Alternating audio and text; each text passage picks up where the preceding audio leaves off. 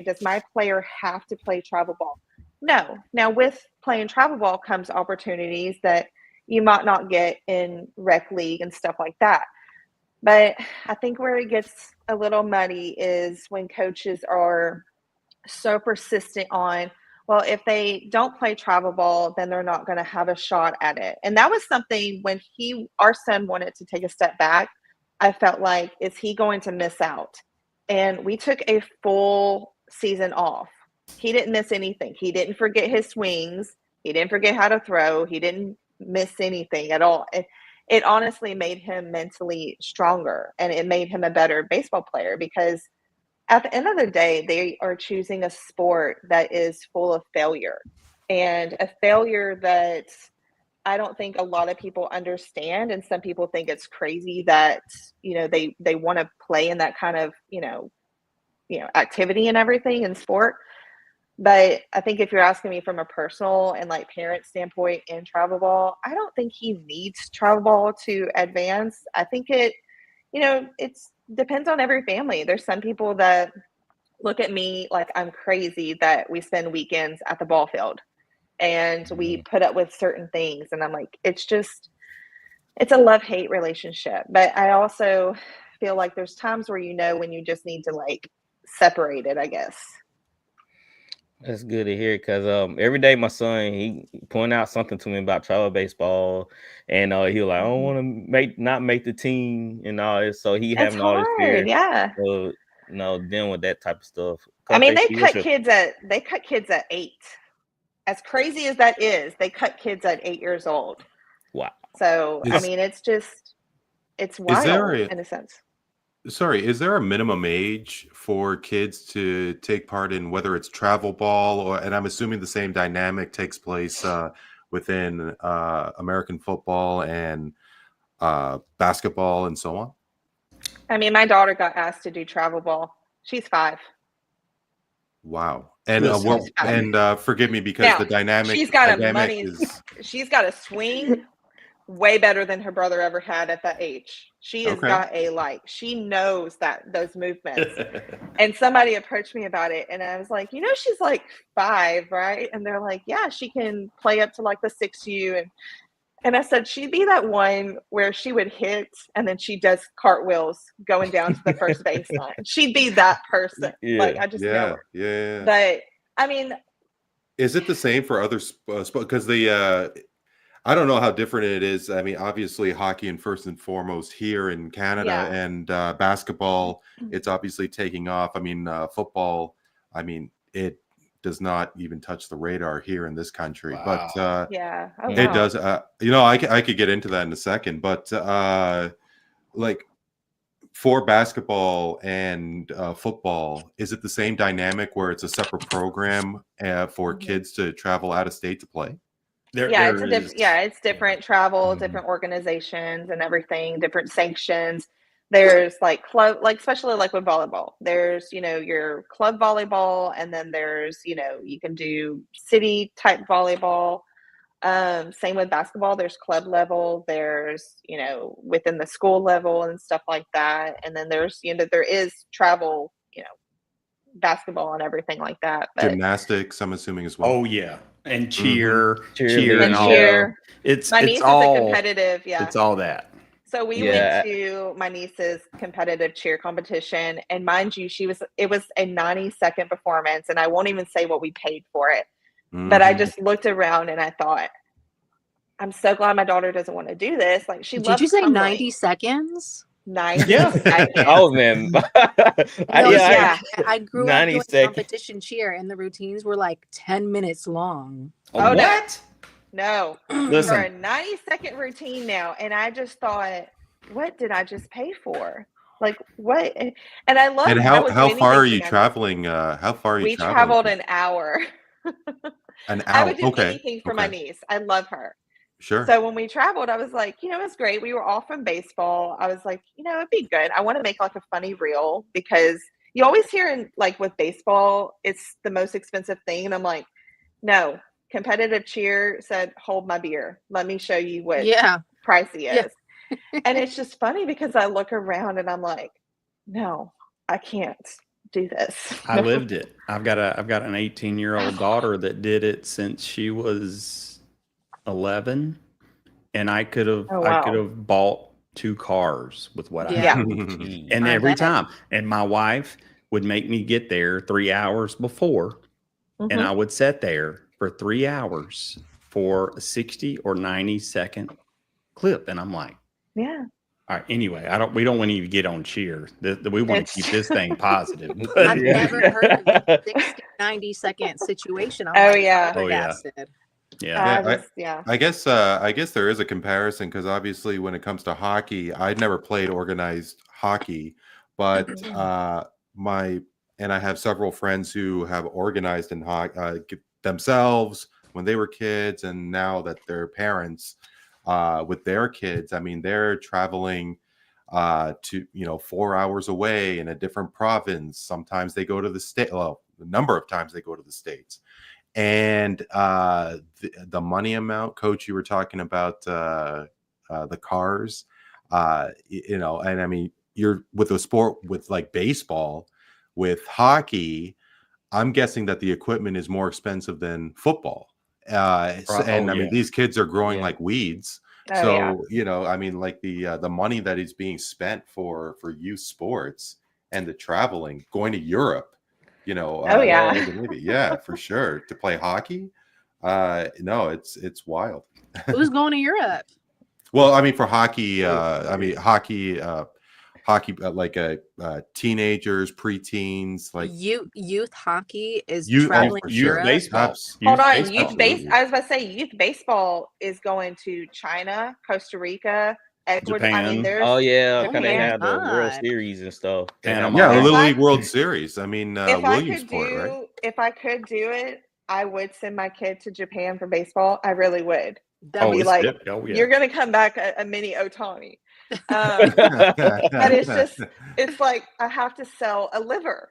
And I look at, do I really need my liver right now? It's You just need to sell some feet pics, and then you can get over. Right. Girl, you can come to California and sell your ovaries for $40,000. I mean, oh, really? I could just sell my eggs and be like, how much would a Canadian foot pick go for in California? Not yours. That's international. It might go for a good bit. Yeah, exactly right. I mean, I won't lie. I haven't done it, but I do know some moms, some sports moms. They're local to our area, and they do some OnlyFans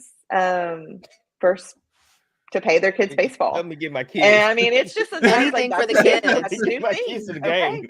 That's new fundraising right there. Right, fundraising. Hey, no more fundraising. Having buckets out by the streets and asking for cash. You just get that lemonade stand going swift. Yeah. It's like that sign. It's like I'm not poor. I just need money for travel ball. It's like it's so. And I don't remember it being this. I mean, I always talk about when travel ball came to our area of East Texas, 20-something years ago. It wasn't ever that expensive, but I look at it, it was true travel ball. You didn't play teams locally. You had to drive to Dallas, Texas, and you had to play travel ball teams. That was the true travel ball. Now I can drive to Oklahoma and I'm going to play teams that I play every single weekend, but we're going to drive 3 hours away or go to Florida. And I played the same teams. And I'm like, why? Why did I just fly to another state to play all these teams we play at home? So, well, are these situations that you're talking about being discussed? Like, I mean, obviously money rules the world. I get it. We all get it. Yeah. But I mean, travel ball is a money grab. I mean, I love it. Don't get me wrong, but it is a money grab. Yeah. So. I mean, Ben, I'm gonna go back and answer your question as well. I know Austin, right? That's Austin's who we're talking about. Yeah, that's Austin. Yeah. Is he overplaying his competition now? I'll say when we played the travel ball series, he was one of the main stars of the team. So he is playing up to the competition. He was pitching like one kid, he was doing pretty bad, and they put Austin in, and Austin like, you know how timid Austin is, Coach AP. So he threw a few pitches, then he finally got going. He finally got in the groove, and he was scraping out batters left and right, and we was able to win the game. So it was just, to me, it's about like, to answer your original question, I'm sorry that my dogs are barking, but I was like, there Aaron, is it so sounds like many your dogs. Yeah, there are so many MLB players that have been recorded and went on record to say no, travel ball is not a necessity. Now, you got to know, you got to be aware of things going on, right? All right, every angry dad starts a travel ball team these days, right? So because they thought they could do it better than the last coach. So you got to find the right coach for Austin, right? You can't, if you've got coaches trying to solicit you, dude, ask them, tell me about development. Tell me how you encourage development in your program, right? You want to know, like, all right, so if I'm going to start paying money, or if we do this, like, you're going to get something from it, because here's what happens in most cases. And I can speak specific to my area. There isn't a travel ball program. Ain't nobody listen right now. They don't even listen to my podcast, but I'm going to throw them out there. There ain't like, if my son wanted to play competition travel ball, there is not a team in this area I'd sign him up for. Now, there's unlimited resources and amount of teams I could choose from, but like, most of these coaches, again, someone told them they should start a team, and that's what they've done, right? So, most coaches, when you ask, tell me about your development, they're going to say, well, development is number one. Okay, tell me what that looks like.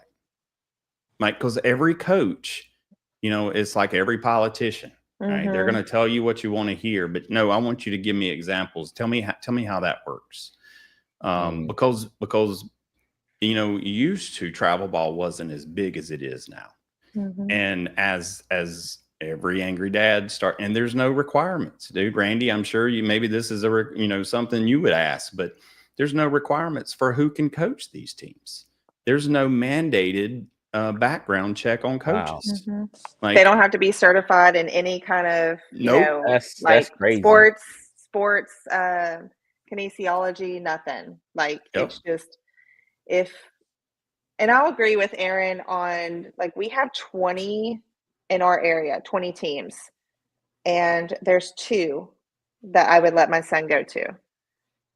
And it's that says a lot about the coaches that taking over, that creating these teams. The minute that they start promising stuff, I think that's where, with your son, if they start promising things, that's when you want to look at it as, don't promise.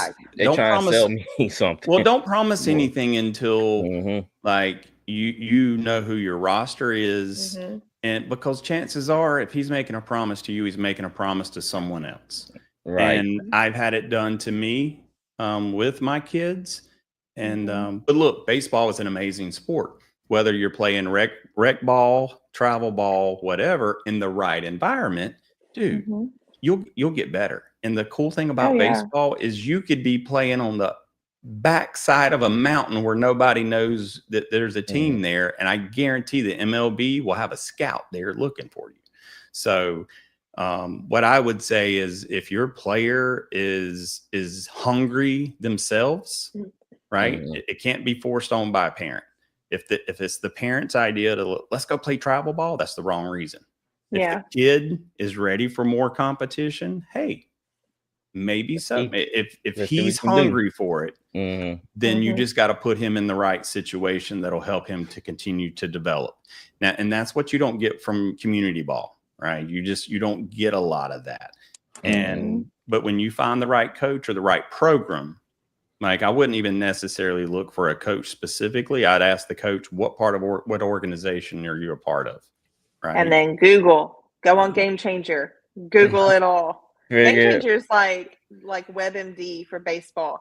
You can find out all the stats and everything. I mean, I vet a team before we go on, and I wish I would have done that a little bit more with our last one.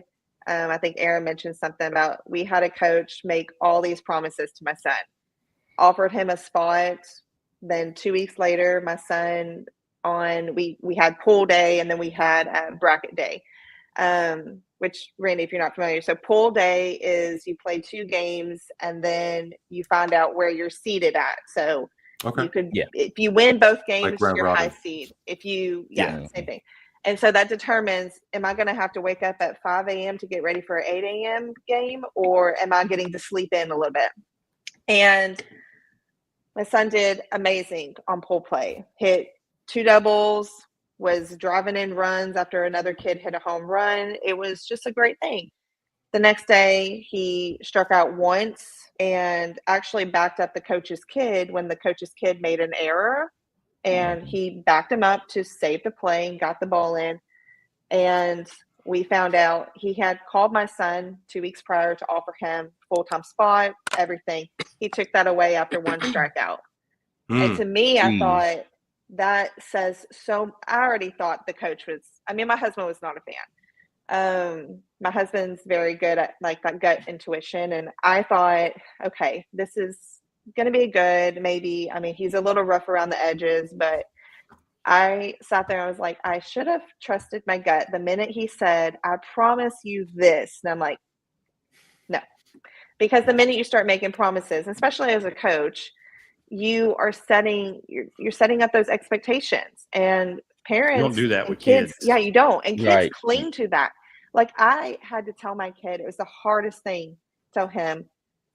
He took an offer back. And to a 10-year-old, that's hard. They're trying to understand, Sure. well, what did I do wrong? And I was like, nothing. Like nothing. You're going to, I think the thing is people don't realize, in baseball, you're going to have ups and downs and strikeouts and everything. It's going to happen. It's inevitable. But I think some coaches, they lead with, which is why you should ask the coaches that. They lead with development. But you have to they have to show that too. Yeah. Well, Traci, you were mentioning that the issue, the conflict with your child was the coach favored his son.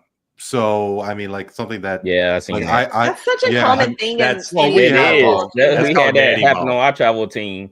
That's- We had that happen before, and I was like, "Come on, your kid ain't that good." I'm I like, know. why did I tell you that? Most of the time, the kid isn't good.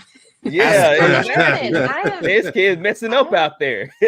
He messed up so much in the game, and I just sat there. And this is why I sit in the outfield, because I love joking with the umpires and everything, but I sit in the outfield for a reason, because I don't want to be next to the hearsay and everything. Yeah. But it was frustrating because, they need something different. As a former player, I always think about the moments I had with my coach. She was probably the hardest coach I ever had. She was just so hard on me, and I needed that as a teenager and an athlete. But I always said to myself, she was the one that pushed me and made me want to do better in the sport. And I think that's what kids in baseball. The question is though, Traci, is that are other parents going to accept Coach A, to chirp their child? For somebody, from my perspective, not a parent, I like to think that I give it to my nephews when, he's screwing around. But like when, you think of, Greg Popovich, you think of Jim Leland. I think all of us would remember the famous spring training clip when Barry Bonds was with the Pittsburgh Pirates, and Coach, you know what I'm talking about, when Leland was ripping Barry Bonds. I remember that. Yeah. Like Coach Traci, do you guys think parents can actually accept not only a coach but a teacher coming down on the child? I think it depends on the situation. So I'll give you an example. We had, and this was rec lead, so I didn't take it like too seriously. We had a dad that was coaching my son, and mind you, I'm very well versed in softball and baseball. I've been around it my whole life. It's not just because I played softball, I don't know baseball. There's so many drills that we used that coexisted together. And so we had this dad coach, and the only time I interjected was he was trying to teach my son something that he had no clue about. And I thought I'm going to speak up and I was very respectful at that. I'm always respectful if I disagree with something, and I do it privately. I don't do it during the game. I don't do it right after the game. I address it privately. And I think there's a lot of parents that they say they want the coach to be hard on their kid, but if they feel like what they're teaching them is right, even though it may not be right, you better not mess with Jimmy. You better not say something to Jimmy, or Mama Bear's coming out. And to me, I've always said he's got to learn. The coach is there to coach. I'm not there to coach. I had my time playing. I had wonderful years playing. It's his time. It's not my dream to play. Although I would love to go play for OU one day. I mean, if I was, 15 years younger. But I look at the fact that I think some parents, ideally, they would like to say, yes, we let the coach coach. But in reality, some of them don't. They don't want to hear the criticism. And I think maybe in travel ball, depending on the team, it can feel like a threat. So we were on a team where if our kids did anything wrong or they were messing up, it was like you're on the chopping block. And that is scary as a parent sometimes when your kid is loving the team and doing so great with it and their friends and everything, and they're so used to that environment, to be scared. And that was our red flag that I didn't see until we got away from that team, that, oh my gosh, he was always scared of being on the chopping block, and I kept him in that situation. And so I always said, I'm not going to intervene until I need to intervene, in situations like that. But so I would say every parent would say it. mm-hmm. Very few would stand by and allow it to happen. Now, granted, look, Popovich, you mentioned Popovich. He was ruthless, and it didn't matter who you were. David Robinson, anyone, right? And I think that's how a coach should be, fair and consistent across the board, right? Yes, indeed. And unfortunately, you don't get that a lot, right? Coach's son, you know clearly who the coach's son is. When I coach, look, I will voice my opinion to any parent, and I've done it multiple times. But sometimes you're fighting the parents more than you're getting time to spend with the kids. And I've had a kid before get up in the box and in practice, and I'm like, dude, you're not hitting the ball. Let's do it this way. And I get his feet set and get his hands right, get the bat right. Dude starts hitting it. He goes home, comes back for a game. The kid's doing it the wrong way again. And so I've had to go over and tell dad, hey, I don't know what you're doing, but he's not able to hit the ball. I've had parents go buy these bats, not knowing what the right bat is, right? So bats these days, $300, $350, $400, $500. Yeah. And then I've gotten into a cage with kids before, and the kid can't get the bat around on his shoulders, and they picked out a bat because their best friend, that's the bat that their friend swings. And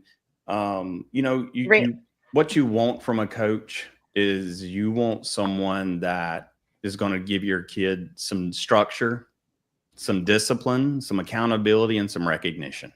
And my go-to thing for coaching is you should never be able to tell who my son is on the baseball field. Right. Exactly. Yes, indeed. And Ben, I'll give you another thing to ask your coach is how important is winning to you, right? Because that right there will solve a lot of stuff. Because there is now at 12 years old, no, there ain't no scouts out there 12 years old now at the Dominican at 12 years old. Yeah, right. Yeah. Overseas there are. Yeah, not at the U.S.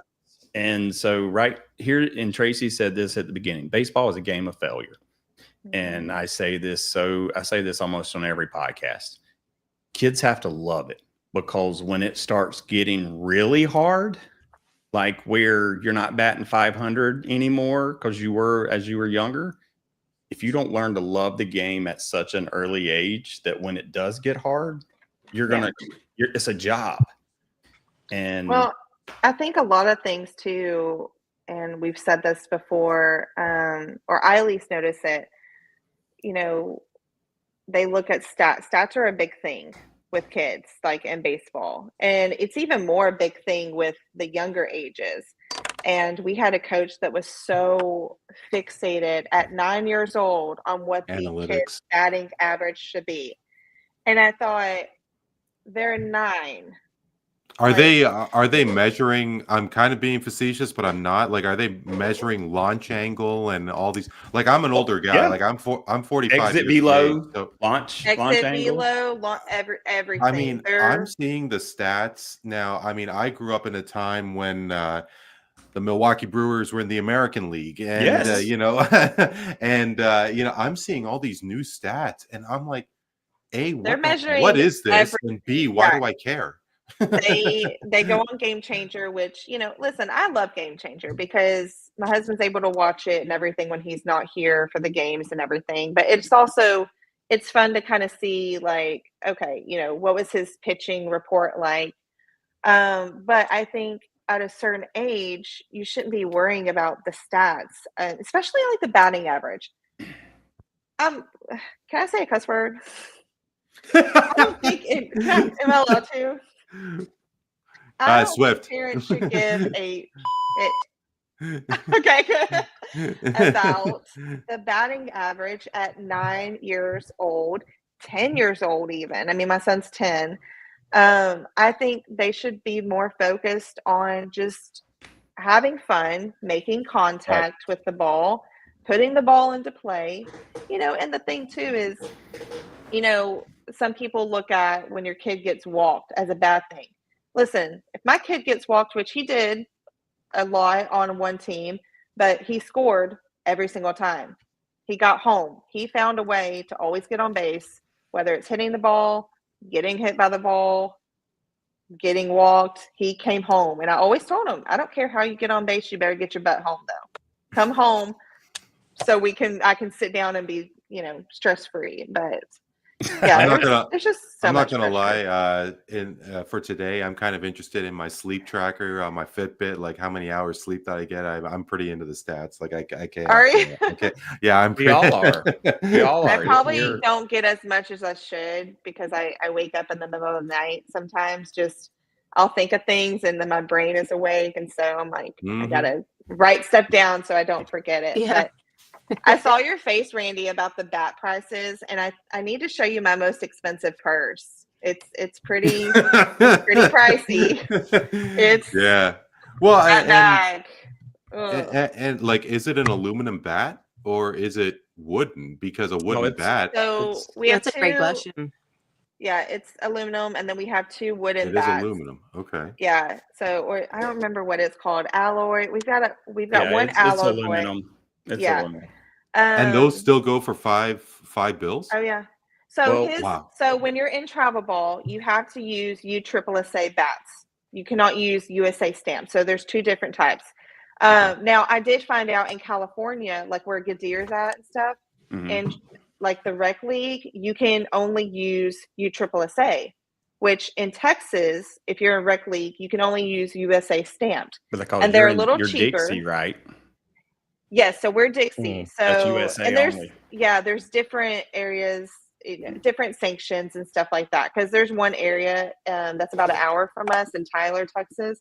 They use a different group than Dixie, and so for us, we had to go buy a new bat because my kid's not going to share a bat with someone. He's weird like that. And I don't blame him. He's like, I don't want to use somebody else's property that's their property. Now I don't care if he shares his bat, but we had to buy some, and that was probably like $145.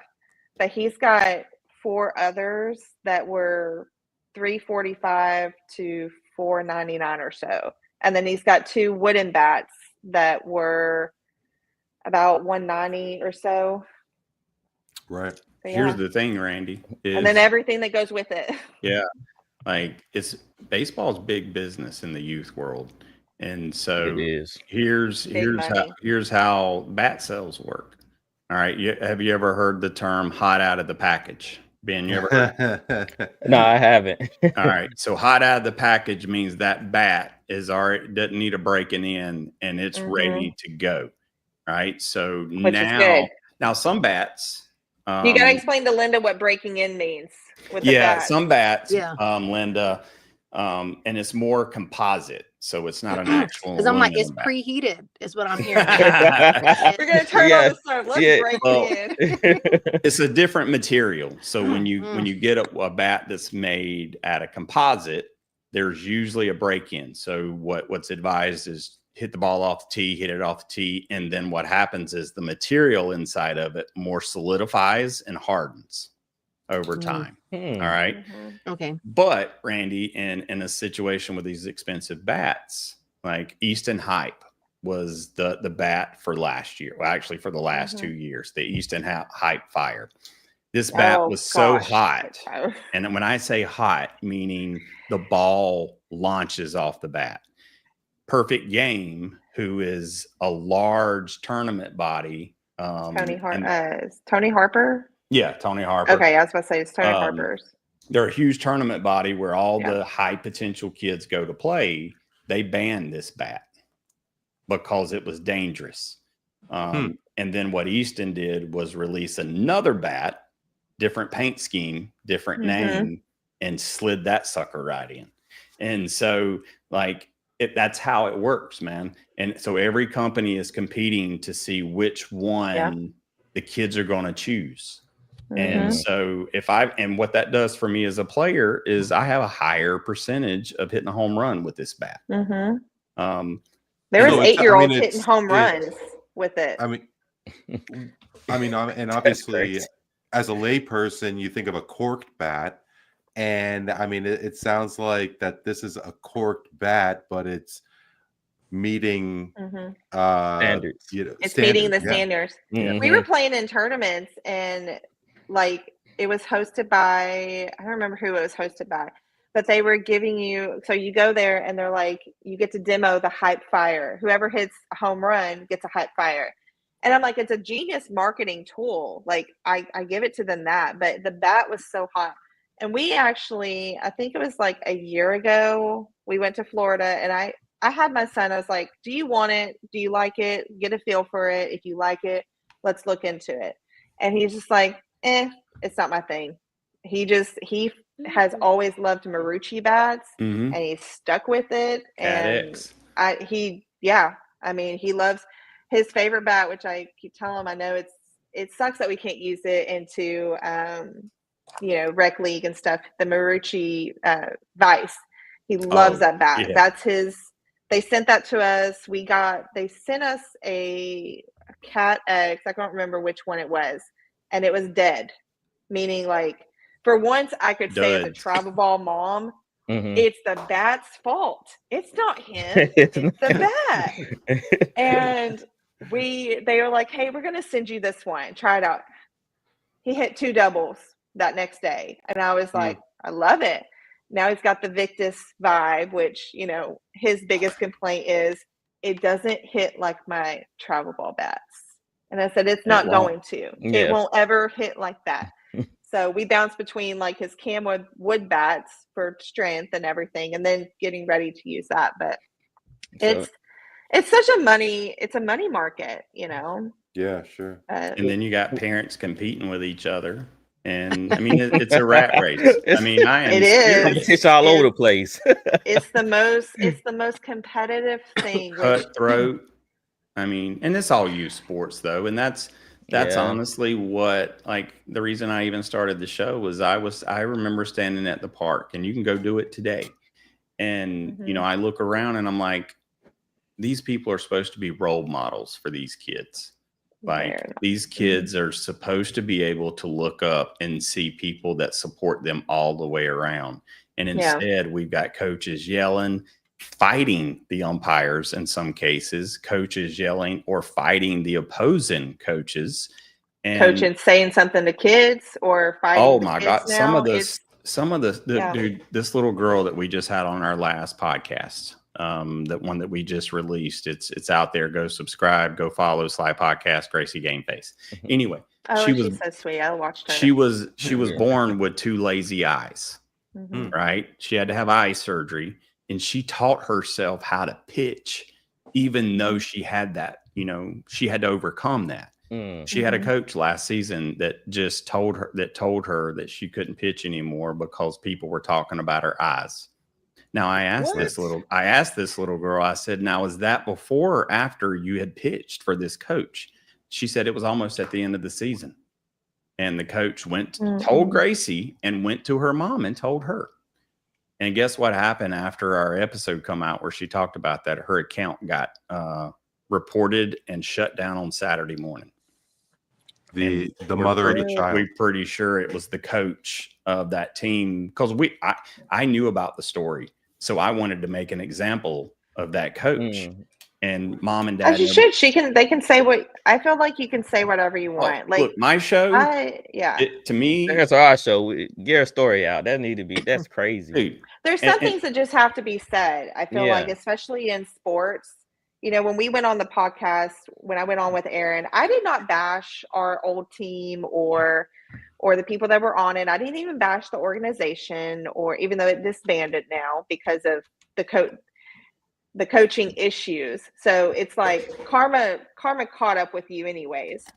Ben, did you have more questions? I'm so sorry, Trey. Ben, did you have fine. Like, we flowing. Hey, look, trust me. I deal with some other people that talk too. So we just go with the flow. We like, hey, this is how we were with Aaron. Like, we, all 4 of us, which I said, you had 4 of the most talkative women on your show. Like, we can just talk all day long. And then he adds Mark Paul into it. And I'm like, Mark never shuts up sometimes. So I'm like, you just shot yourself in the foot with adding all of us together. But we just go with the flow. And I get the questions in when I can.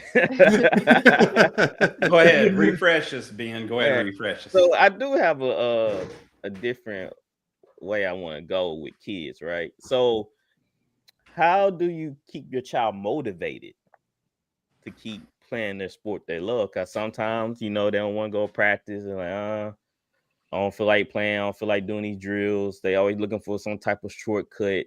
So what should parents play a part in keeping the kid motivated and interest in that particular sport? We'll start with you, Traci. You the guest. Start with you.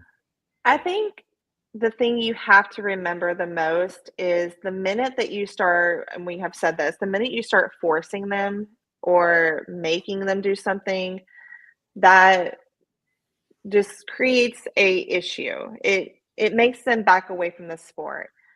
I always say this with my son. I don't force him to play baseball. I don't force him to go out and practice. I always say, if you want to get better, you have to put the work in. So we always have 2 goals each season. What do you want to work on this season? And it's like, I just want to keep staying connected at the ball and be a little bit more faster than I was last season on the bases. I mean, he's pretty fast around the bases and stealing, but I always love his goals. And sometimes it's, I really want to be a little bit more aggressive at the plate than I was last season. He is not a, like, I'm going to rip your head off type player. He watches you, and a coach used to ask him, like, what are you doing? You're taking bats, but you're watching. He's like, I'm deciding on pitches, and I'm watching him throw, and I'm getting ready. For me, I always just remind them, if you're going to put the work in, you have to put the work in. And, you're never going to get better if you don't go out there. You can go out there for 10 to 30 minutes.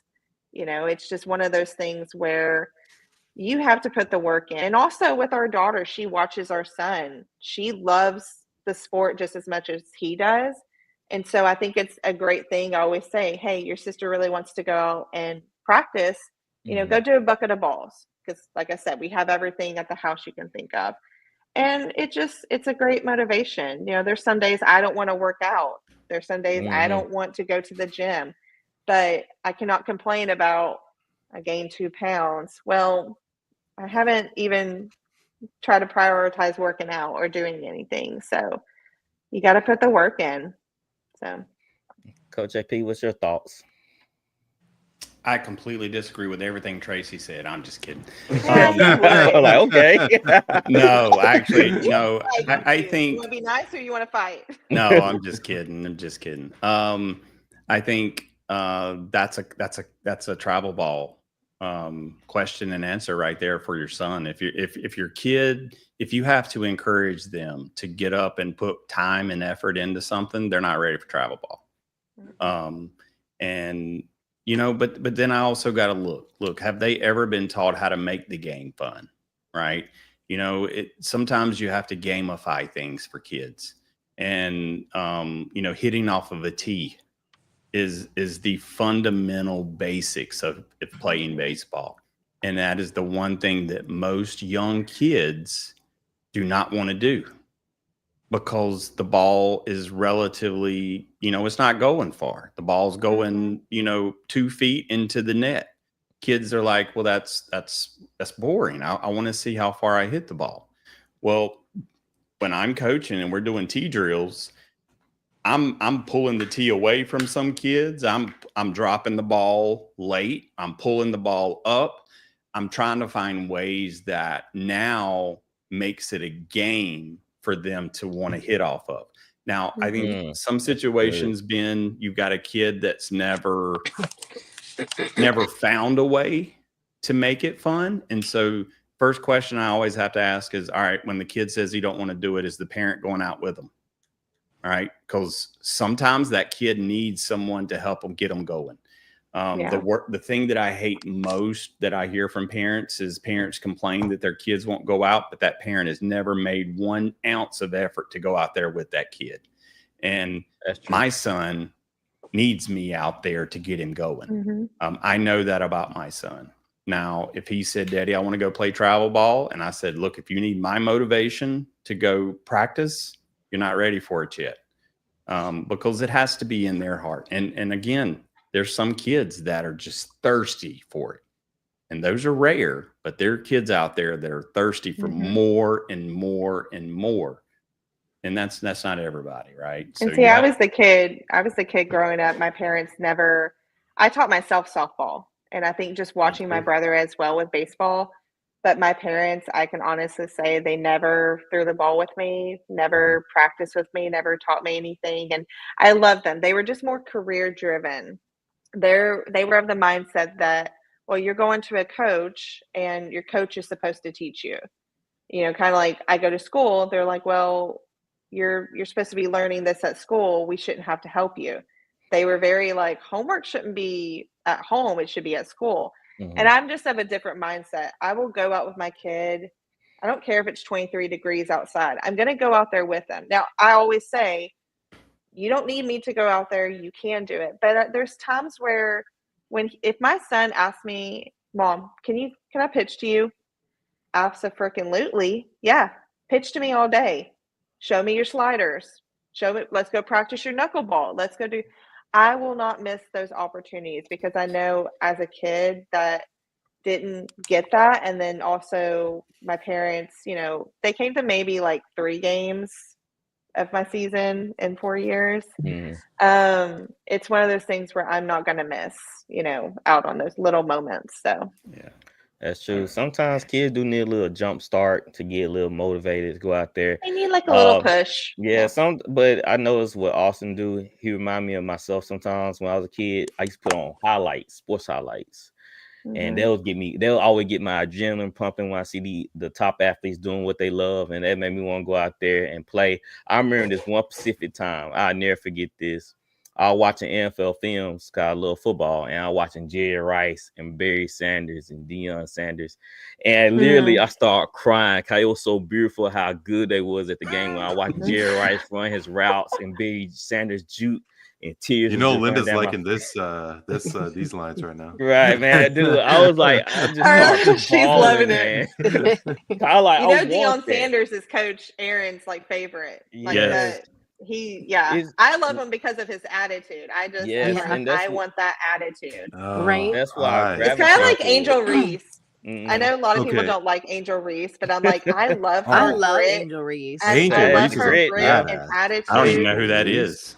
Who is You that? don't know who she's, Angela She's on is? Reese's Puffs now. You can go get a box. Yeah, and she's she'll on be the it. Reese's Puffs box. She's What's a she top do?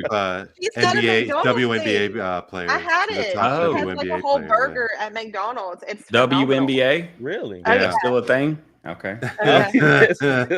Yeah, well, Toronto Tempo starting next season. Can't wait. I got to get I'm just myself a Toronto Tempo gear. it's just like, yeah, while I walk in the living room, he watching Ken Griffey. That's his favorite player is Ken Oh, Griffey. So he I watching love his that. highlights, and next you know he trying to go outside, and he always like, I want to get to the game early. So I can say that about him. Like he always wanting. He's got that to be out hustle. there. Mm-hmm. That's my son's favorite player too, King Griffith Jr. Which we still have. We have the old school Nintendos. I don't know if y'all remember those. Yeah. Tell me We you have, have Tracy. We You have will be my his friend old for school life. Nintendo games. Do what? If you have RBI Baseball 2, you will be my new friend. RBI Be baseball. nice. It's one I of didn't them. know have- that was a part 2. RBI We have Baseball all of those 2. games, Oh, and are my you son was kidding like, me? he loves them, and I knew my husband kept them for a reason, but I was like, I love it. I mean, it's so fun. It's nothing like an old school baseball game. Now it's too complicated. It's too technology. It's just too, There's 15 buttons I gotta push to make this I thing just want work. to catch the ball.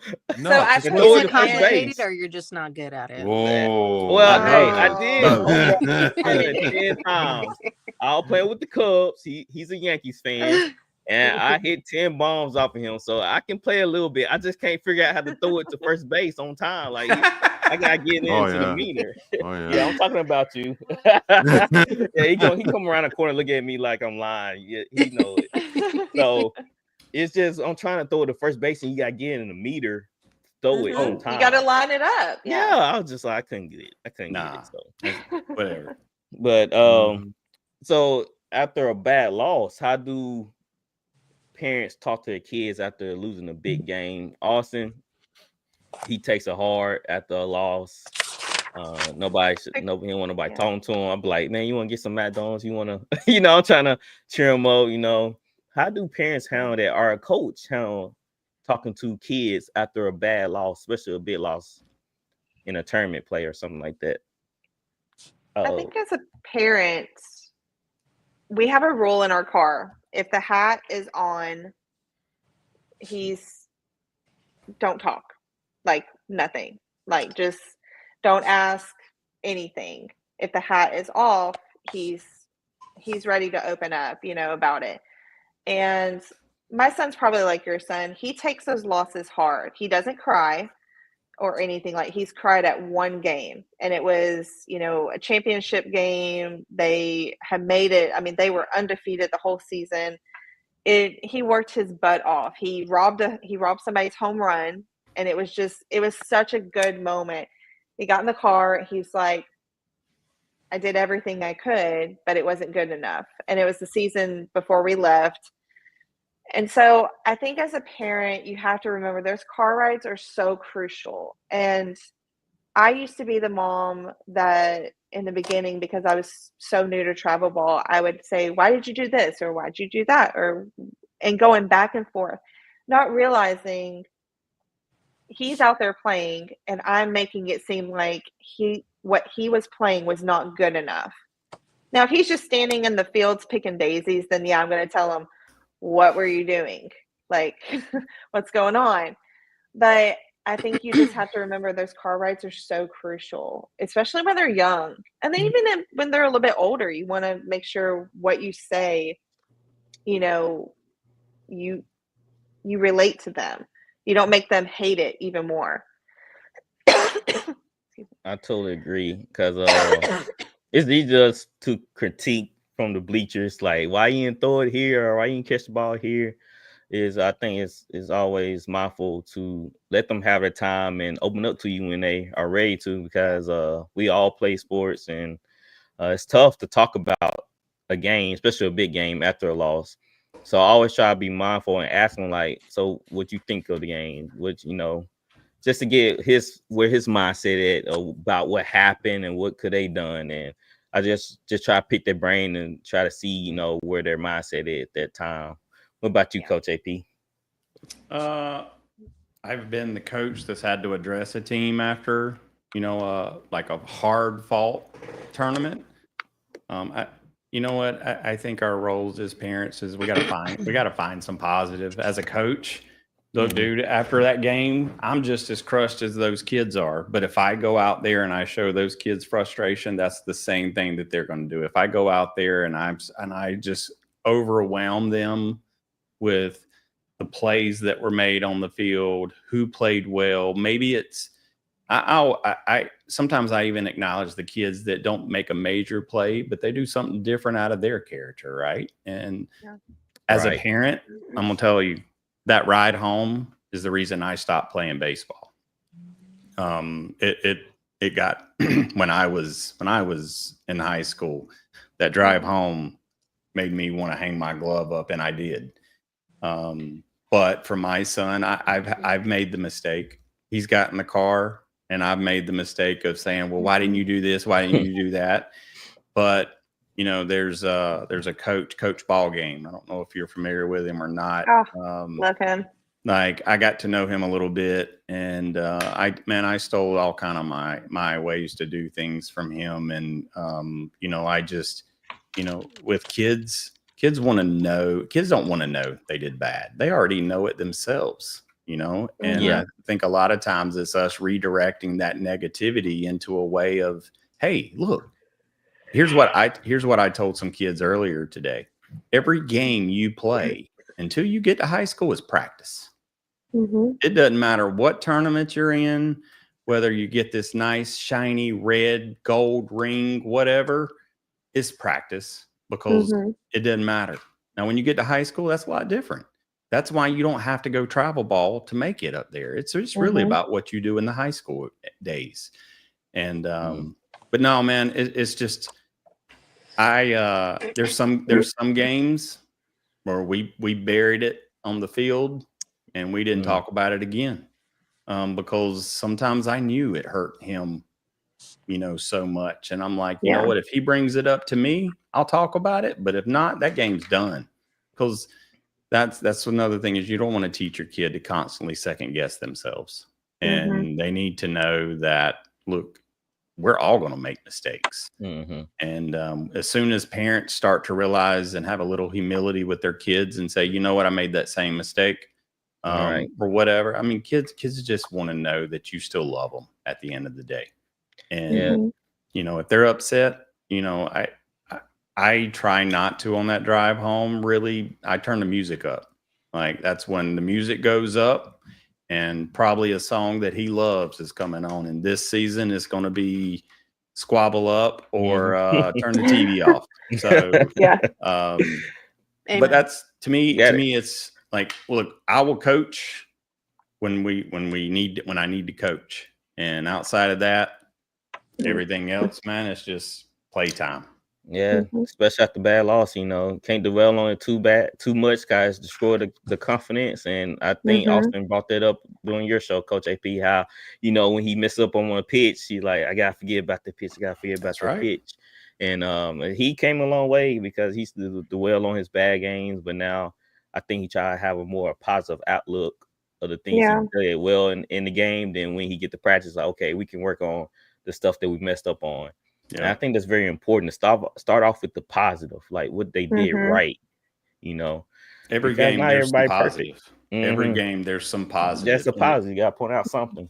You got to look for them, right? When you're in the stands and you're watching those kids play, look for things that's different. Well, I think some parents are so focused on if they hit. Oh, did you hit? Well, if you didn't hit, then you didn't do good. And that's completely opposite. It's like, I used to have this mindset, like, I just want him to get a good hit instead. And we worked with a sports mental health trainer and everything. And he was so great. He said, no. He's like, you want him to go up there and the goal is to make contact, but his worth is not in that. And I came from that where my worth was always in sports. If I didn't do good in this, then I wasn't worthy of it. And that was your validation. That was my validation. And it was hard because I was so good in those two areas. I was a great softball player I was a great power lifter, and I had so much pressure from coaches, and then I had to perform. And it's if I didn't perform, then I got the wrath of I'm not good enough. And so I've always wanted him to understand that you cannot hit, but you made great plays, you backed up, you did all this stuff. There's positives, like Aaron said, in every single kind of game, you know? Yes. And I think that's where parents should focus more on. Yeah. I mean, look, you get kids come up to bat. My son is one of them. Line drives a ball to shortstop, right? Kid catches it, makes a good play. Yeah. My son gets mad, throws his bat down, and I'm like, listen, all right, first of all, you made contact. Second of all, you made great contact. Sometimes you just hit the ball right at somebody. And what there's two things is I try to let my players and my son know that, hey, that team over there, they have a responsibility just like you do. Right. So like it's their job to stop that ball. Right. Right. Because that's what I do is I flip it on him. I flip it on him and I'm like, well, if you were on the other side, wouldn't you want to get you out? Yeah. Here's something that I feel like we as society have got to do a better job. And this goes from kids to adults is teach kids control what you can control. Right. All right. Listen, I'm a big yard nut. I care about my grass and all this stuff. I used to get mad when it didn't rain outside. All right. You're like me. I've got expensive grass. Right, Coach JP, I need you to come take care of my lawn. Well, but I would invest time and energy and frustration into something that I had no control over. And so with my son, I learned that lesson late in life, or later. But I want him to understand. I'm like, look, all right, first of all, could you control it? Well, he dropped the pass and we lost. This happened last season in football.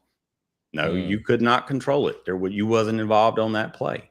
So again, like we have to control and focus our time and attention on things that we could have controlled. That way, that's where practice comes in. Is we get better at practice. We make better plays, right? But that's how you can control that is through your practice. And again, like Traci said earlier, look, if you're not willing to put the time, and I tell my son, look, he'll get ready for a football game because he's more into football now. And he was like, well, we're not going to beat this team in the hell. I just take my stuff and I throw it down in the floor. And I'm like, hell, if you've quit already, I'm not going to go coach. Like, because I can't have that attitude out there. And it's just that constant reinforcement. But you also see it in the pros too, Coach. Like as a big soccer fan, one thing that drives me absolutely nuts for the Champions League final or even the World Cup final, the second place team gets a medal, and every single player immediately takes that medal off. And how are you supposed to? I saw a video of that. Why? I've never seen that before. Oh, there are hundreds of videos of that. Take a look up. What's it? We said Champions League. Yeah, UEFA Champions League. The final, the medal presentation. Even the World Cup final. Actually, World Cup final, France Argentina. France lost, and I noticed that Kylian Mbappe, who was the captain of France, did not take his medal off. And to me, that was the one I saw. Yeah. But I mean, this is a practice that's been going on forever. And, one thing that I noticed, I can't remember if LeBron was on Miami or Cleveland, when he was in Cleveland the first time, but lost in a finals and immediately did not shake hands with the rest with the winning team. Cleveland. I might have been Cleveland. And it starts from that. Obviously these guys are role models. Then what's the time-honored practice for baseball, and I'm sure softball as well, is at the end of every game, each team right at home plate, they go and shake hands. Why don't they do that at the World Series? Why don't they do that at the play? I mean, in the playoffs, you win a wild card series, and they're doing the champagne party in the locker room. Yeah. So, what am I missing here? Let's. It just sports is weird, man. Everybody had their own thing about losing and winners, and I know because in professional, I'm an old school guy. For it. Yeah, I'm an old school guy. So if I didn't win the championship, then I don't celebrate anything. Not second place, not third place. And you're probably like me. I don't believe in participation trophies. It was kind of funny. Not like, don't give me one of those. It was kind of funny, but it wasn't funny. My son, that was in a basketball tournament. It was just a city league, and they lost in championship game. And of course, the first place didn't get a ring, and second place got a ring. And he was like, "At least I got a ring." I'm like, "But it's second place though." I was like, I was like, "It's second, it's not." He was looking at it positive, but I'll be net because I wanted to beat the team. Come out, my friend, he was the coach of the team that they were playing against. So I had a little stake in that because we were talking noise and everything. So he was like, I got second place. We got a ring though. Like, yeah, we're second place. So it just it was like at any time if he loses at one of those, tell him to call me. I'll order him one of those rings. They're $3 on Amazon. I mean, but that's where giving kids the right, like pushing them in the right angle of saying it's not about the ring, right? It's about that personal accomplishment. And this is so easy to say, but impossible almost to teach a kid. But like it's when you get that good hit, do you remember all those times you were on the tee hitting and freaking your hands were tired, right? It's teaching kids like, all right, look, like my son now with football, he never did this kind of stuff with baseball.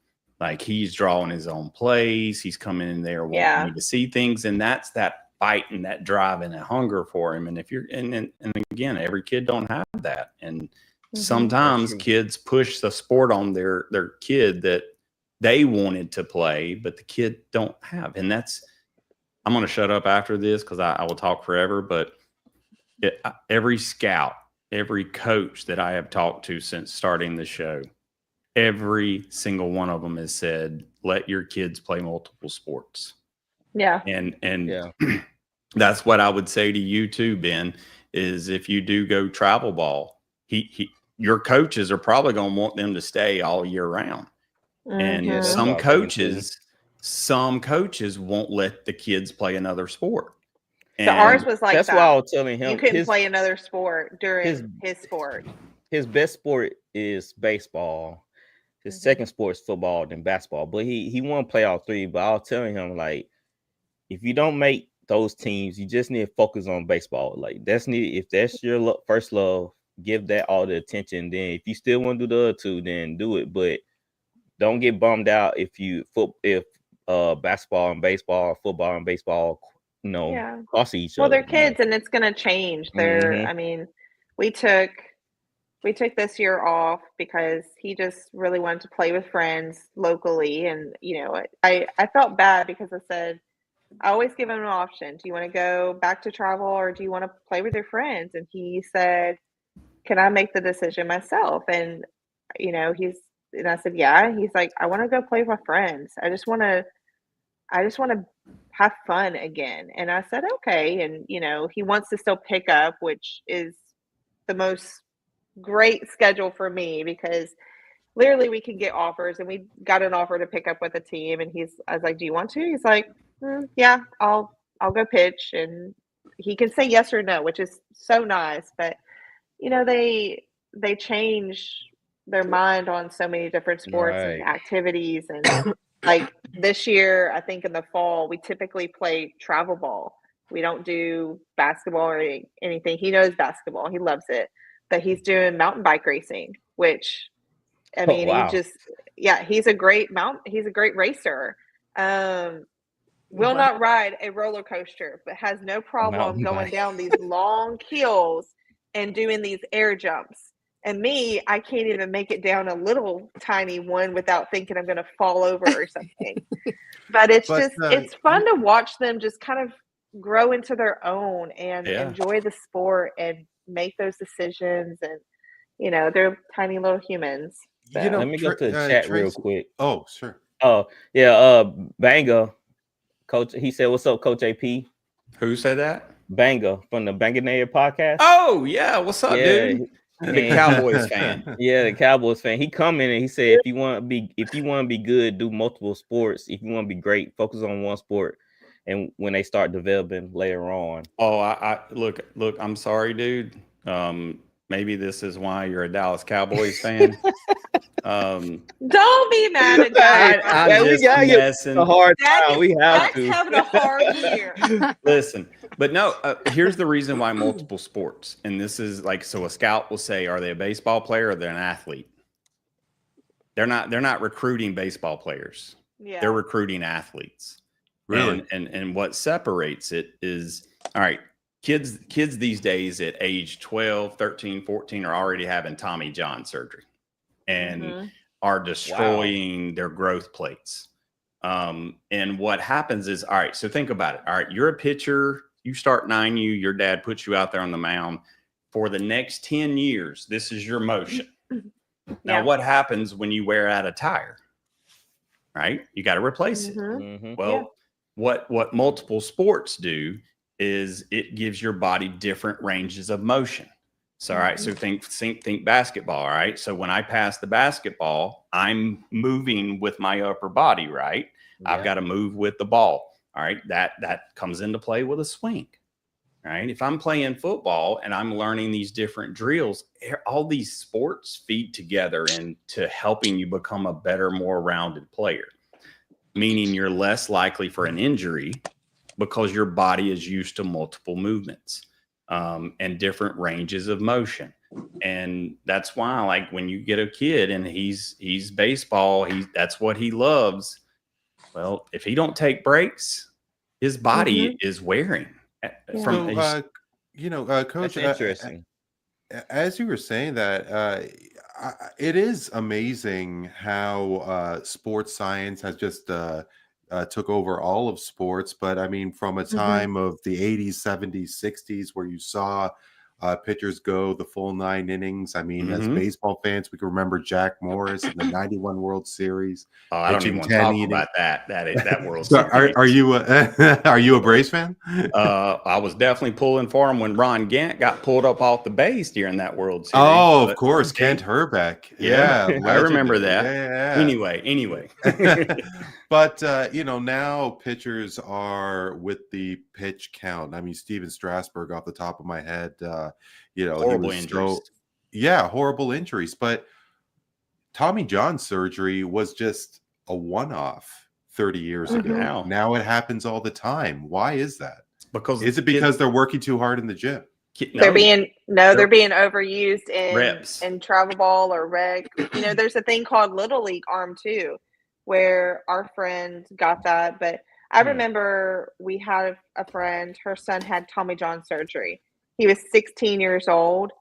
It was right before he had surgery, right before or right after, I think he got offered a full scholarship to JUCO.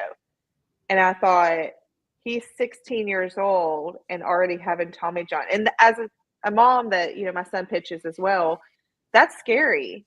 And, it's one of those things where you have to really trust the coach, but you also have to trust yourself as a parent that you're not going to let certain things happen, because there are coaches out there, whether it's travel or rec league, because you can get on a rec team and you can get on a stacked team.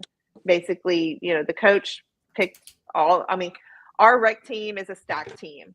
It's just, we had a kid say that, and I thought, yeah, they're all really, they all play travel ball together. That was my son's team. His red team was stacked. They're all playing travel ball together, and they're all stacked, and it's just part of it. And some don't like that, but are 12-year-olds, 13-year-olds allowed to throw curveballs? Because in my day, when I had to walk to school uphill both ways with the snow up to here, I mean, we weren't allowed to throw a curveball. You can throw it in technically you can throw it in non-U in our area, at least. It's technically you can throw it because we weren't allowed to throw until we were 16. It's all based it's all based on coaches and parents. I talked to a parent last week that their son don't do anything other than an off speed and a fastball.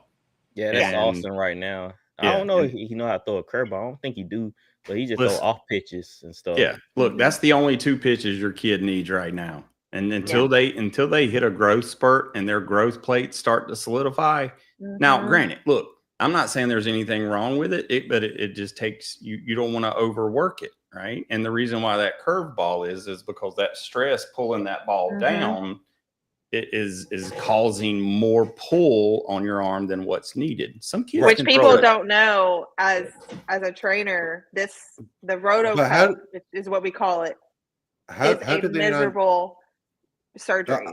I'm so sorry to interrupt. I mean, it's just amazing to me because we have this rule in here in Toronto, Canada, in the early 90s, and I'm sure it was all throughout Little League programs throughout here, and I'm sure it did exist in the United States, where you cannot throw a curveball until you are 16. Like I even was an umpire. Hear that all the time. I used to hear that. Yeah, you heard it too. So I mean, like, obviously, but it falls on deaf ears. Well, so it could be varied by states. But I remember my friend, he used to play baseball a lot, and they always talking about like, you shouldn't be throwing that curveball and all that type of stuff. I mean, it's also how, do you work out? Like, do you train? Do you use bands? Are you working those additional muscles? I mean, look, when you start, are you taking additional things? I mean, we had a guy. He's a kid. I won't say the name or anything because I mean he's a kid, and his dad got arrested for giving him steroids. I want to guess how old he is. I don't want to know. 9. Oh God. Yeah. Now see, and I thought that's not surprising to me. But Chow and I talked about that. That's very surprising to me. That's crazy. Because I remember when I was in high school, obviously I did powerlifting, and powerlifting worked out with the baseball players. I mean, my brother did steroids in high school. Whoa. When you got to baseball, it was just a normal thing. It was. It was a normal thing. And so we worked out with all these, we were all 14 years old. All of them had already been on steroids. And I just thought to myself, and they tried to give me something, and I thought, no, I can't do that. But Chow and I talked about that. She has Baseball Mom TX account, and I thought, we're not shocked. I think I'm just not shocked anymore about the length that some parents will go to for their kid. They will go to the ends of the earth to do anything. Sometimes when it comes to a travel ball, they'll do anything for their kids, and it may be illegal. That's where they'll do anything for themselves. Yeah. Yes. I was going to say, I know what you mean. I look at that kid doesn't even know, like I saw some of the, because not all energy drinks are good for you. There is a reason why there's a label on it. And we had this issue with a kid on our team and everything. His mom was giving him something, and I said, whoa, I'm not trying to step on parenting, but I said, this has stuff in it that can cause him to have a heart attack. And she's like, yeah, but it'll give him energy on the field. And I'm like, yeah, he's going to have energy and then he's going to die. He's a kid. He doesn't need energy. Okay. I said, there's things in there that she couldn't even pronounce. And I was like, this gives you this is for this. And this is really going to hurt his heart, his young heart. You're talking about something like more stronger than Red Bull, it sounds like, because I mean, like, you're not talking about Coca-Cola or. I'm not talking about Coca-Cola. No. I'm not talking about like chugging a sugar-free Red Bull. I think Red Bull is mild considering. No kidding. I mean, compared to some of the energy drinks that they have out. And I think a lot of it just comes from. Bang is a really big one. Yeah. I only let Austin drink energy drinks. He don't need it. I told him, like, well, you tired? You a kid. Go to bed. Go to bed. You want kids are born with natural energy. They don't need any extra. Eat the best energy. I tell my kid, you want a really big energy serve, get some gummy bears, take about 5 gummy bears, or get a Rice Krispie treat. That is the quickest carb energy fuel that you need. You don't need all this other junk, you don't need coffee or anything like that. It's just, but no damn Starbucks. What Aaron was saying, I know, like parents will do whatever they can for themselves without thinking of the kids and the effect that it has on them. Yeah. I do have another question. I'm gonna go with Linda on this one. So we know about AAU ball with basketball, then travel baseball, and we know about 7-on-7 football. Do you think social media and highlight culture contribute to individualistic mindset in young athletes? Oh yeah, absolutely. I think it contributes to that individualistic mindset across the board, but especially when it comes to kids in sports, because guess who are the main people on TikTok, Mm-hmm. right? That's true. That's true. And to be honest, that's why I don't really want my son, Austin, he's the youngest, to have social media, because it has an impression on them young minds of, oh, I need to do this to be a better athlete, or I need to do this to be so and so. What about you, Randy? You think that plays a part in the individualistic mindset in today's athlete? Look, what positive thing happens with teenagers, preteens, and social media?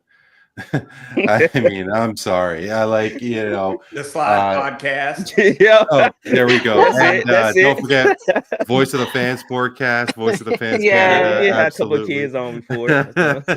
Yeah, but look, social media, I am so thankful I am my age, because if I had social media as a teenager, I wouldn't have made it past my 21st birthday. Okay. It's just, it's all self-gratification. It's all, hey, look at me. I mean, imagine the Bill Buckner error, if that happened in social media. Oh man.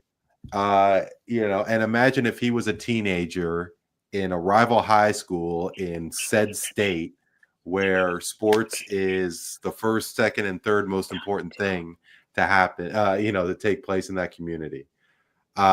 So yeah, it's there, that much pressure from whenever we were teenagers to the pressures today, like kids today. It's a lot different. Like I didn't have social way media too hard. growing up, so We for me had it's a little MySpace. different. I did not have a MySpace, actually. I had an AOL Oh, account. Tom. Oh, you I had know. AOL, And, yeah. I had Messenger. AOL. Yeah, I had AOL. Okay, No so clue who I was even talking to. I mean, Sure. I highly doubt he was 13 from California. Or But he it's was a so- he. Right. Yeah, but it's funny because I used to do social media for this brand, and part of it was helping out on TikTok and everything.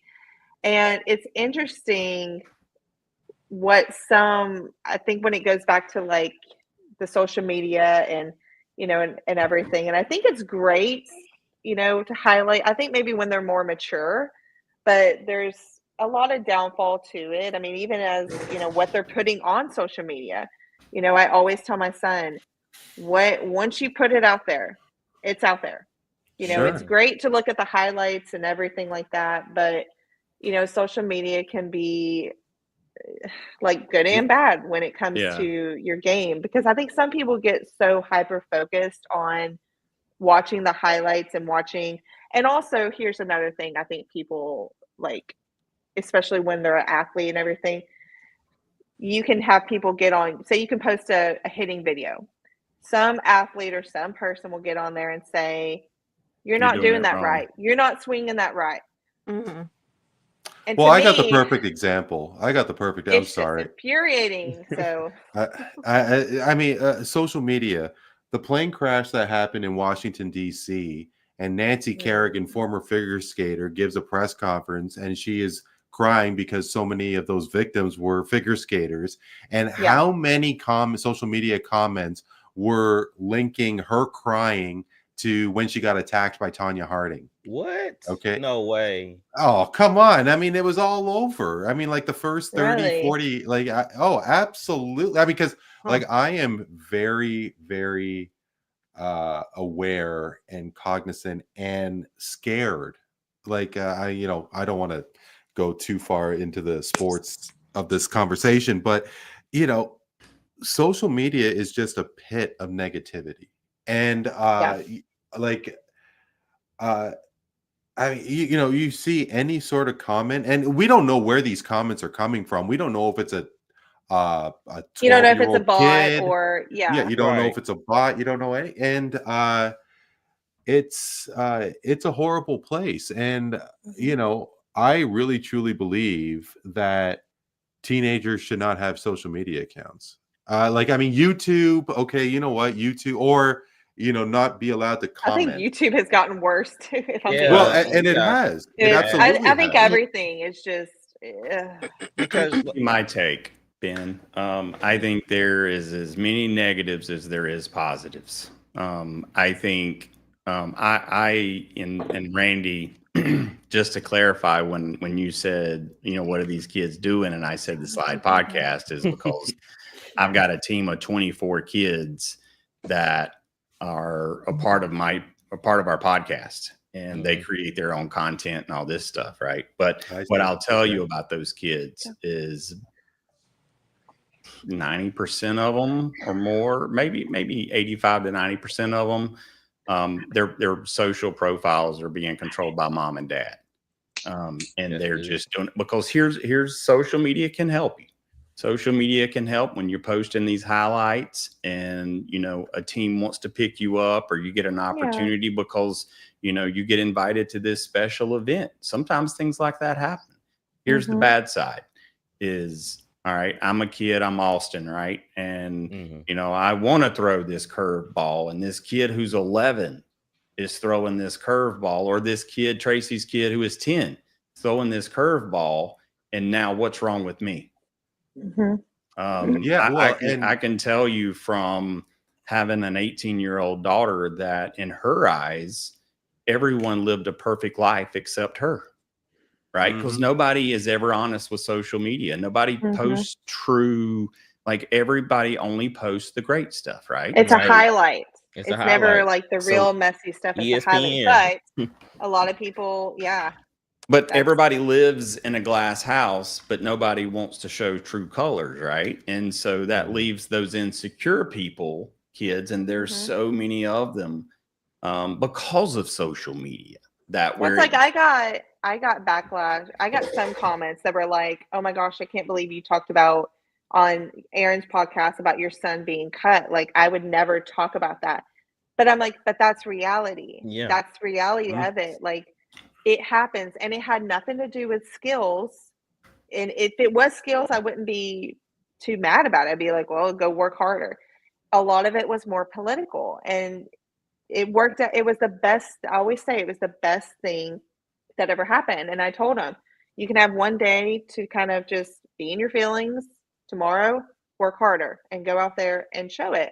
But people were so upset. They're like, I would never talk about that. I'm like, but I do. I talk about the good moments with sports. I talk about the bad moments with sports. I'm not afraid to talk about the bad things with health and fitness. I'm not afraid to talk about the good things with health and fitness. You know, there's great things in health and fitness, but there's also a lot of bull crap that's in it as well that gets put out there on social media.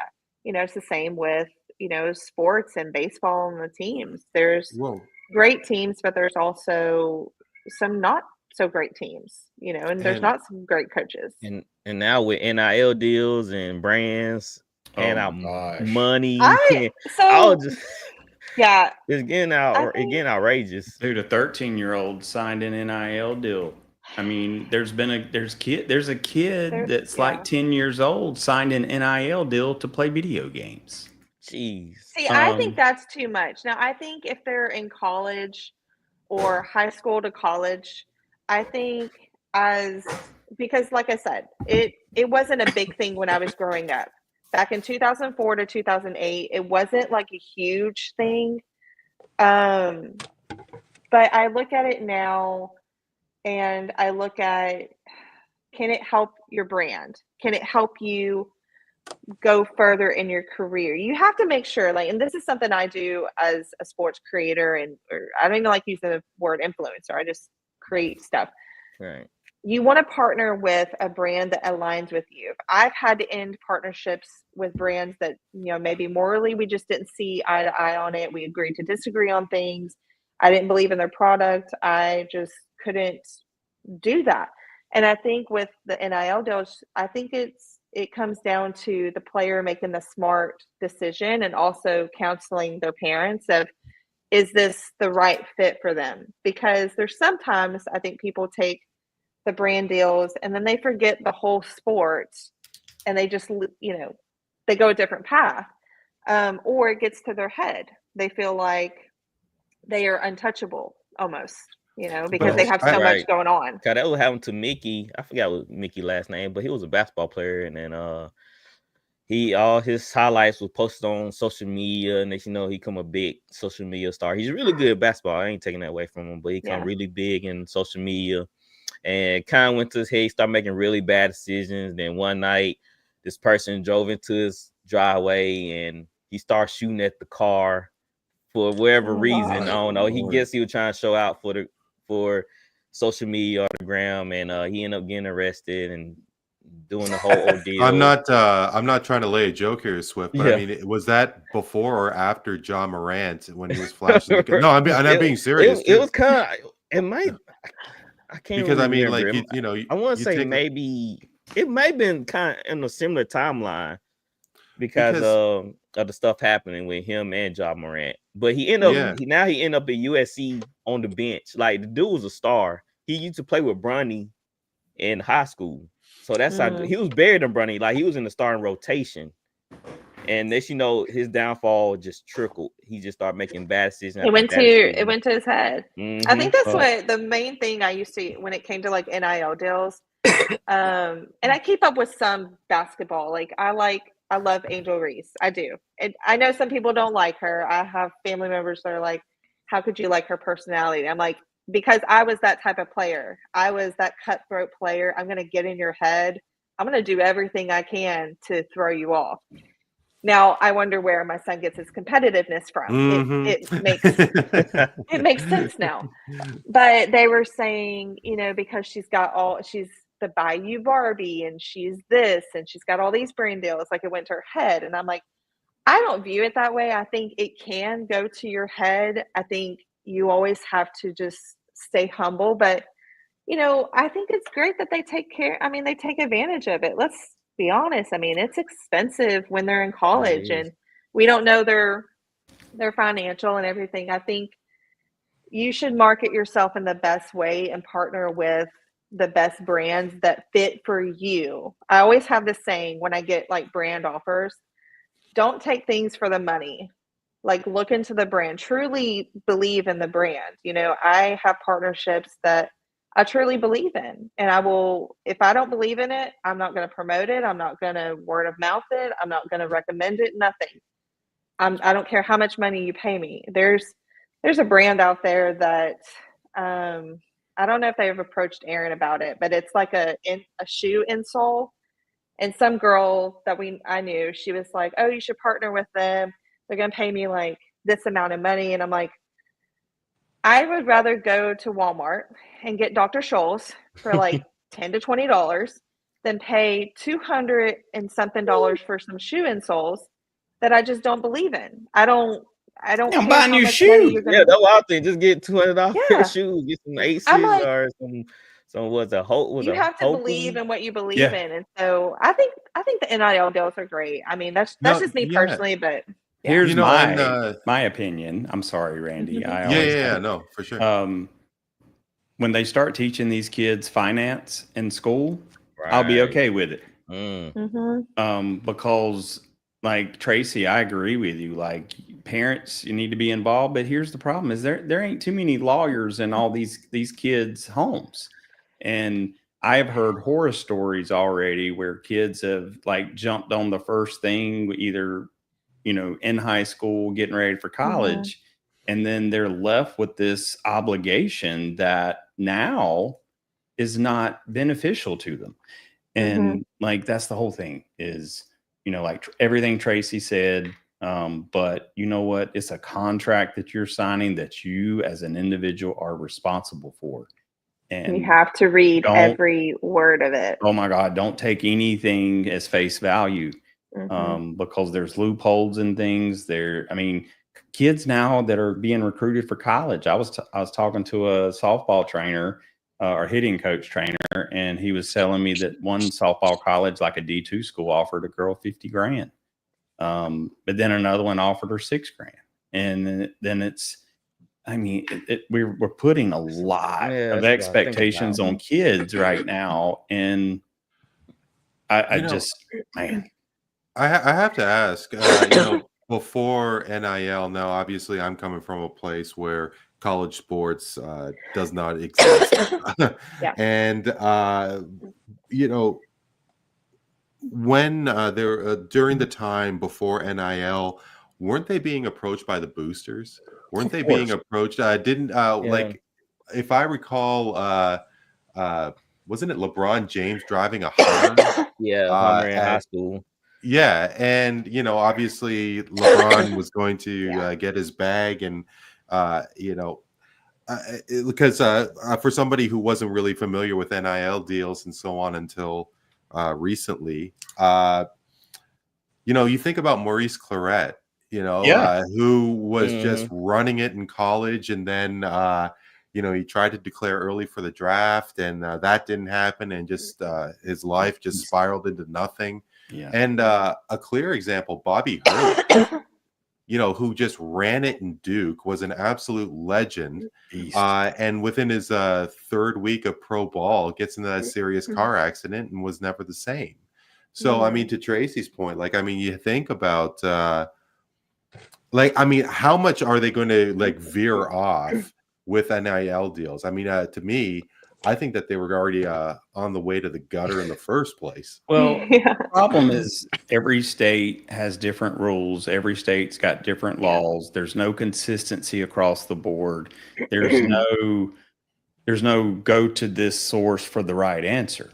The government needs to play a bigger role. And I've never said the government needs to play a bigger role in anything, but some NCAA, someone has to get involved to remove the BS. Yeah, it needs to be regulated. A lot of kids are taking advantage of it, and they jumping from one school one year to another school. Another school gave them more money, so it's like it's hurting their stats too, and hurting the program, because boatload of kids jumped into transfer portal to go after more money. Like the quarterback from Georgia, Carson Beck, he going to what school was it? Yeah, Miami. He was at Georgia. Now he's at Florida. Is he at Miami? Because of his girlfriend, and they gave him the Cadaver million somewhere around there. 4 million. 4 million. Yeah. I was like, but Archie Manning, that good. First of all, Archie Manning made $2 million his freshman year that he redshirted, and he didn't play a snap. So how you coach a kid? Because it's Manning. It's Manning. Yeah, that's Manning. It's the name. That's my issue with NIL deals. How do I coach a kid that's making $4 million? What can I say to him to get him back on track? To hey, you're like, well, I'm making $4 million on the because they're looking at you like I'm making $4 million. What are you going to tell me? It's almost like it's questioning your credentials in it when you're trying to just help them. It's like Nick Saban going to try to coach in the NFL, right? In college, he has the ability to demand excellence from these kids. Control. He goes coaches in the NFL, and these guys are looking at him like, who the hell are you? Like, you ain't gonna talk to me like this. But Randy, to your point though, before the NIL, yes, boosters were always involved. And there ain't a national champion before NIL that I'd bet everything I've ever made that if they're a national champion, they gave money to somebody. But the problem now with NIL is this money. Where's this money coming from? Well, me as a booster, I can say, well, hey, Ben, I'm going to pay your NIL, and we're going to pretend like you're like doing this stuff for me, but I'm really just going to be paying you. And there's no regulations whatsoever. And it's turned into a sport with no salary cap. Yes. And a rich rich school can bury a school that's, just trying to compete. It's like clearly it's the New York Yankees. And clearly sorry, so go ahead. I was about to say, I felt with boosters, it wasn't out in the open, so it was more hush underneath the table. So they couldn't act out like, well, I got all this money from the boosters. They couldn't really say that Got the NCAA will come down hard on for paying their athletes. So it was a little bit more controlled environment with the boosters. Cause you like, hey, you gotta keep this quiet. They don't give you this money, you know what I'm saying? Don't be bragging or don't be riding around these expensive rides. It's like, look, kind of keep it low key and do your thing. But here's the money. Yeah, now we play the long game. Yeah, play the long game. Now we openly just we flaunt it to these kids. We can Google it and see who's making the most money in college football. I'm shocked by $4 million. That yes. I mean, I know professional football, like any professional sport, is a lot. Like, I mean, I look at the Ohtani contract and I just think in my head, where'd that money come from? Well, they ain't paid him yet, and they don't have to. His contract is back end loaded, so he gets $2 million a year until his last year, and then he gets the remaining. That's the smartest. My Blue Jays got so sewered from that. I can't. That's the most so close, Randy. Genius. I mean, that's the most genius contract I've ever seen. Close my foot. Listen, I do not go on Twitter at all, period. I get my news for like the traditional sense with the TV, my local news. I don't go on Twitter. Yeah. That day when the plane was in the air and I was on Twitter, I don't even want to talk about it, man. I'm like so pissed. But anyway, yeah. Funny. Yeah. Now I'm hearing Vladdy may be out. Is Vladdy? Yeah, I heard he wasn't signing yet. He didn't get a deal done. Like that. Well, yeah, okay. And very quick. I mean, is he worth $400 million? I mean, I don't know. I don't even know how. Ohtani 700. Like, I mean, Ohtani is a unicorn. I don't know how Juan Soto can get 700 sheets. Man, dude. Yeah. Somebody explain that to me. I mean, it just. Here's what makes me sick out of all of it, and I'm gonna go back to NIL just for a minute. I do have a question about that. You can see a report that will value this person based on their following, based on the platforms that they're on, and it'll give each player a value that they have. And that's the wrong message to teach kids these days. It's my God. About the follower. Yeah. Are you a follower or are you a freaking leader? And we need to develop more leaders in this country. Yeah. Question for the room. Is there a possibility where NIL payments can come from the association or the conference? I don't think they'd like it. I don't think they would like it, but that would regulate things. I think it would be a little bit more controlled if it did. So if I was a billionaire booster and I'm coming from Florida State University and I'm sorry, that was the first school that came to my mind. I don't know why. I'm from Canada, okay? It's funny because I'm watching the Swamp Kings or something. I'm watching the Florida State football, like when Tim Tebow was there. Oh, that's Gators. Interesting. Oh, the Gators. Yeah. It's interesting. I'm like, holy cow, like. Yeah, I got to shout out my man Scotty Barnes, you know what I mean? But anyway, okay, so I have money to burn and I'm going to give it to, a star talent. And that's going to keep on going. And the Power 5 schools are going to keep getting richer and these kids are going to continue to go to these schools.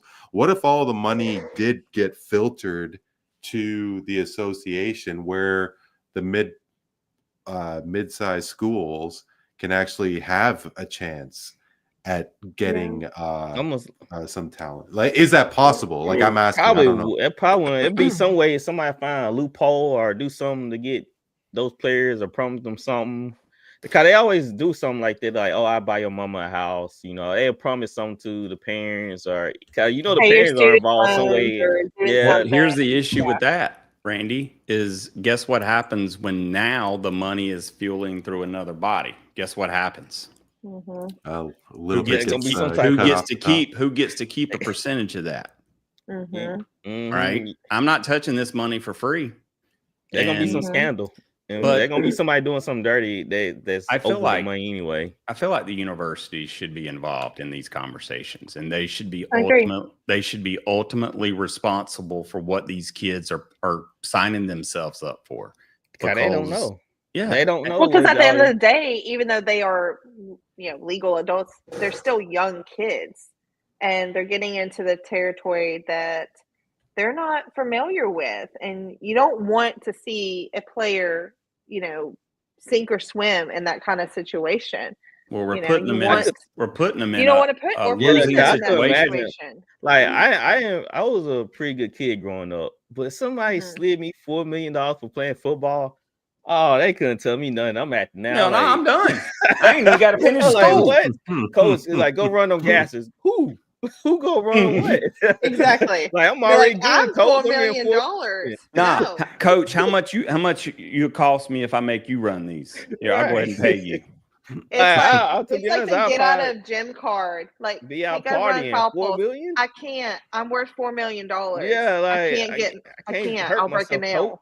I can't. Like Cam Ward, he made a business decision during the playoffs. Well, during a bowl game, not to go back in the game after you played the first half. Oh yeah, To I break watched that. the was it a passing yards or something like that? But he went in the first half to play the game.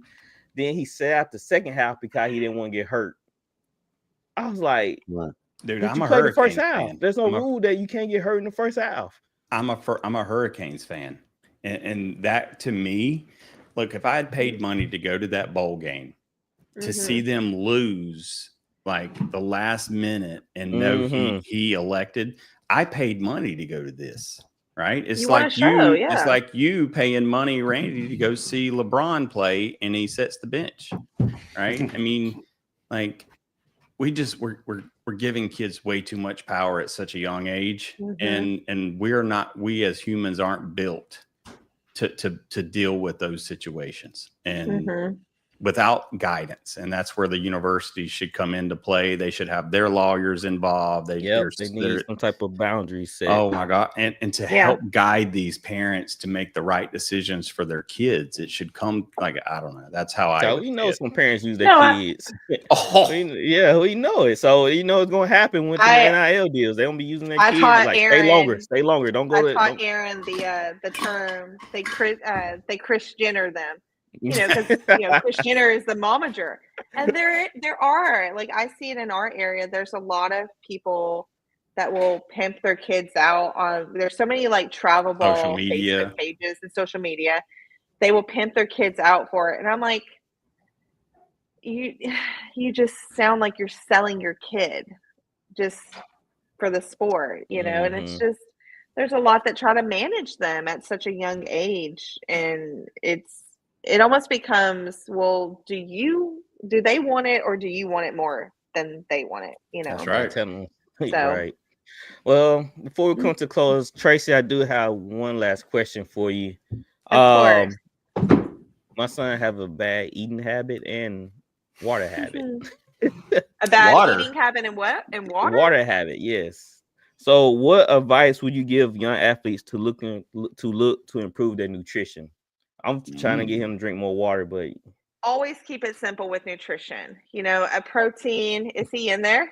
Yeah, he looking at me like, what? Come here, have him join. Well, Austin, you want to come say hi to Coach AP? He said no. He said he didn't like you. He said he'd be right back. I got him something coming in the mail soon. He better. Because here's the thing. My son doesn't eat vegetables, and it is such a hard thing. Like, I really do try as a parent, and I sneak them in. I try to hide them and everything. Hi, cutie. Hello. Hi. What's up, dude? What up? You've grown a little bit since I saw you last year. Mm-hmm. I heard you still pitching. Yes, sir. All right. You putting in work on your days off? Yes, sir. I'm trying to do lessons now. Okay. Well, look, don't ever underestimate the value of you going out with a tennis ball, throwing a tennis ball against a wall, doing something to work on your game, man. Yes, sir. You can't wait to those practices to get better. You got to decide early. That's what's going to happen. But I think you got it, man. So your dad says you don't like water. I do like water. He don't like water. He needs some type of flavor. Oh, well, that's okay. So you just got to choose the right flavoring. So, like, Mio water isn't bad, but I can't remember if it has stevia or sucralose in it, which is, just stuff you don't need. It's just junk you don't need. Stevia is not terrible for you. But you could do like some flavoring is good. When it comes to water, you want to drink half of your body weight. So like for me, I have to drink a gallon a day. Now, there's times where I know I'm not going to get a gallon a day, and I drink a electrolyte drink, which just helps, basically salt. And same thing like with your nutrition. You want to make sure keep it very simple. What's your favorite food? Crawfish. Crawfish isn't bad. You like crawfish? Do you suck the head and everything? Yes, ma'am. Oh my gosh, I'm not there. I can't do that. I want to do it. I want to do it. I don't. My That's husband cool. will eat pounds of it. I'll eat it like in a souffle type thing, like a dip. But the minute I see that little body, I think of the water it came from, and I'm just not. No, I just don't do that. Yeah, when it comes to nutrition, you want to keep it simple, especially with the younger kids. They're not going to eat just chicken, rice, and broccoli or a vegetable. Well, You want to keep it. Here's a question, Tracy. Okay. Austin, what's protein? That's true Makes your too. muscles bigger. No, what's protein though? What do you eat that has protein in it? Meat. Okay. What else? Salads. Maybe That's a vegetable. if it's got like fried chicken, not fried chicken, but like chicken or grilled chicken or something, that's protein. So lettuce is technically water because it's a nutrient dense, and so it's kind of like if you're eating iceberg lettuce, it's basically water. Yeah. So it's like a water crisp vegetable. Just take a head of lettuce to the baseball park with you and just munch on that thing. That would be hilarious. Here's how I explain it to my son, Austin. All right. When you sweat, what are you sweating? Water. All right. Now, when you run out of water, what happens? You sweat. Well, you ain't got no water to sweat. You're hot? going to be laying on the ground. Right. So what happens? You're dehydrated. When your body liquids get low to a certain degree, your body goes in shock. So unless before your game, you've got to like drink water constantly because you're trying to put that water in your body before your body starts expelling it. Right. So you've got to keep it up. Which is why. And technically, you want to do it a few days before. So you want to get your body used to it's in that hydrated state. Yep. And so, and because here's the thing, when someone gets dehydrated, we saw this happen at a tournament. And I kept telling the parents, like, don't do this. They gave their son a liquid IV, which liquid IV is not a good hydration. So just don't take it. And the kid chugged it. And I said, you don't do that because he's going to throw up. And she's like, well, he needs, No. No. Yeah.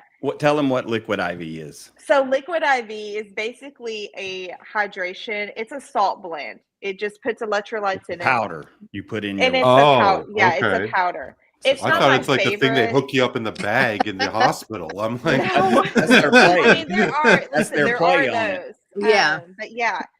And there's so many hydration brands that people will use, but I'm using liquid IV as an example because that's what she grabbed.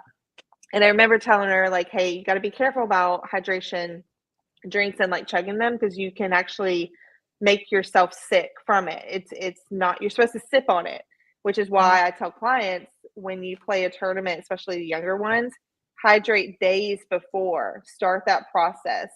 And 5 minutes later, he was thrown up on the field. I don't know what happened. I said, I told you not to chug it. I told you, but no one listened. So yeah, when it comes to the nutrition side, Swift, you always want to just keep it simple. Protein, it can be chicken, sausage, tofu. My son loves turkey, pepperoni slices, things. And, just keeping it basic with a carb source. So many people think carbs are the enemy. Well, you want good carbs, and then you want, you have some less nutritious carbs that are just, packed with stuff you don't need in your body. Well, Tracy, As you're saying this, like, for a guy like Tom Brady who made it all the way to his mid 40s, and I kept hearing avocado ice cream, and I'm sure all these bizarro world foods that he's eating and so on. Like, is there any validity to that, though? I mean, like, obviously, we're talking about the pros versus someone who's Austin's age, but, like the organic foods and so on. Like, what are your thoughts on that? Or, like, to both of you?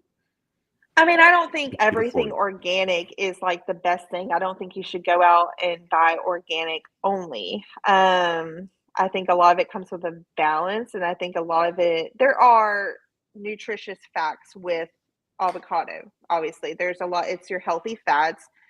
Now, you don't want to do too much of that, because, and I think that just depends on your diet preference. And, they talk about like macros within your workout and your diet plan and routine and everything. But I think when it comes to nutrition, so many people will make it such a big thing, and it's really just simple. I think that honestly, nutrition is, for me, I think just growing up is the easiest thing for me to kind of control, and working out is a little bit more, harder on my side, even though I come from that background. And I think a lot of it just has to do with, I've done. Oh, you're on mute, Traci. Yeah. I get tired of it so much, but at the same time, I always try to just stress to my clients that you want to keep it very simple. You don't have to go overboard when it comes to the meals and everything. I mean, I'm a big believer of keeping it balanced. So I still eat chips. I still have ice cream. I'm going to have ice cream after we get done with this. You don't have to do everything low carb and the newest trends and all that kind of stuff. And so it's just, but it is interesting when I do look at like these athletes and influencers and what they push out to people, and especially on social media. If you sometimes are already struggling and then you look on social media and say Tom Brady is telling you to eat avocado ice cream for 7 days straight and you'll lose 20 pounds. What do you think that person's going to do? Sure. They're going to eat the avocado ice cream so they can lose 20 pounds, even though it has no validity. It has no effect on them. They're going to do. So what you put out there, people hold on to. And I've gotten caught in that before where, maybe I'm not feeling so confident about my body and stuff. And, I had 3 slices of pizza before, and I just have to remember it's all about balance. I'm going to Jesus, and I'm going to enjoy my cupcakes and cookies. I don't care. I'll die with a cookie. I think a lot of times if you just educate, like Ben, if you educate Austin on how many grams of protein he should have in a given day, how much does he weigh? That's a good question. How much? Let's say how, because I he's not that big, maybe 90. Yeah, I don't think he's at 100, nowhere near 100. So if he wants to gain muscle, he needs to put at least 40 to 45 grams of protein in his body every day, and that'll help his. Not protein like powder or bar based. Natural. Yes, more natural. That's the thing, is so many people are getting their protein intake, because I try to aim for 150 grams, which is hard when you're not doing it without protein liquid powder and liquid and everything. And there's times where I'll have like a protein drink, or I'll do like a protein water, because they make clear protein now. Really? Oh yeah, it's wonderful. It's called Protein 2.0 or something like that. I'm gonna write that down. I'll be trying to get my protein intake. I'll have to send you a picture of it. I think you can order it on Amazon and everything. It's so good, because it's when I have busy days, like Wednesdays and Fridays are my 2 busiest days. I am gone from the house for hours. And so you want to try to make sure that they get, somewhat of their intake. This is what I do with clients. So when I first take on a client, I do have them start tracking, and I teach them ways of tracking their macros and learning about it. And I have a client right now, we've had to pause on that, because for her, she's looking at it and she's getting so overwhelmed by it. And it's making her revert to not wanting to go through with workouts, not complicated. She's over concentrated on that. And I get it, because I don't track anymore. I've done it for Yeah, so long. I can look at my palm and know, okay, this is 40 grams of protein right here. I'm good to go. But when they're kids, you just have to be careful, because I know for me, like in a sport, I had coaches that were so fixated on what I was eating, what I was doing, what I weighed, all this, and you want them to be mindful of it. And I think a good thing too, I don't know if any of y'all do that. We don't say like good food or bad food. Now, my in-laws, I love them, but I've caught them saying like, donuts are bad for you. And I'm like, no, donuts are not the most nutritious thing, but it's not a bad food. Now, if you eat donuts 7 days in a row, yeah, it's not going to be good for your stomach or anything like that. Yeah, just call them But empty there's calories. no good or bad food. It's just Mhm. food. There's less nutritious and, food that's a little bit more nutritious for you.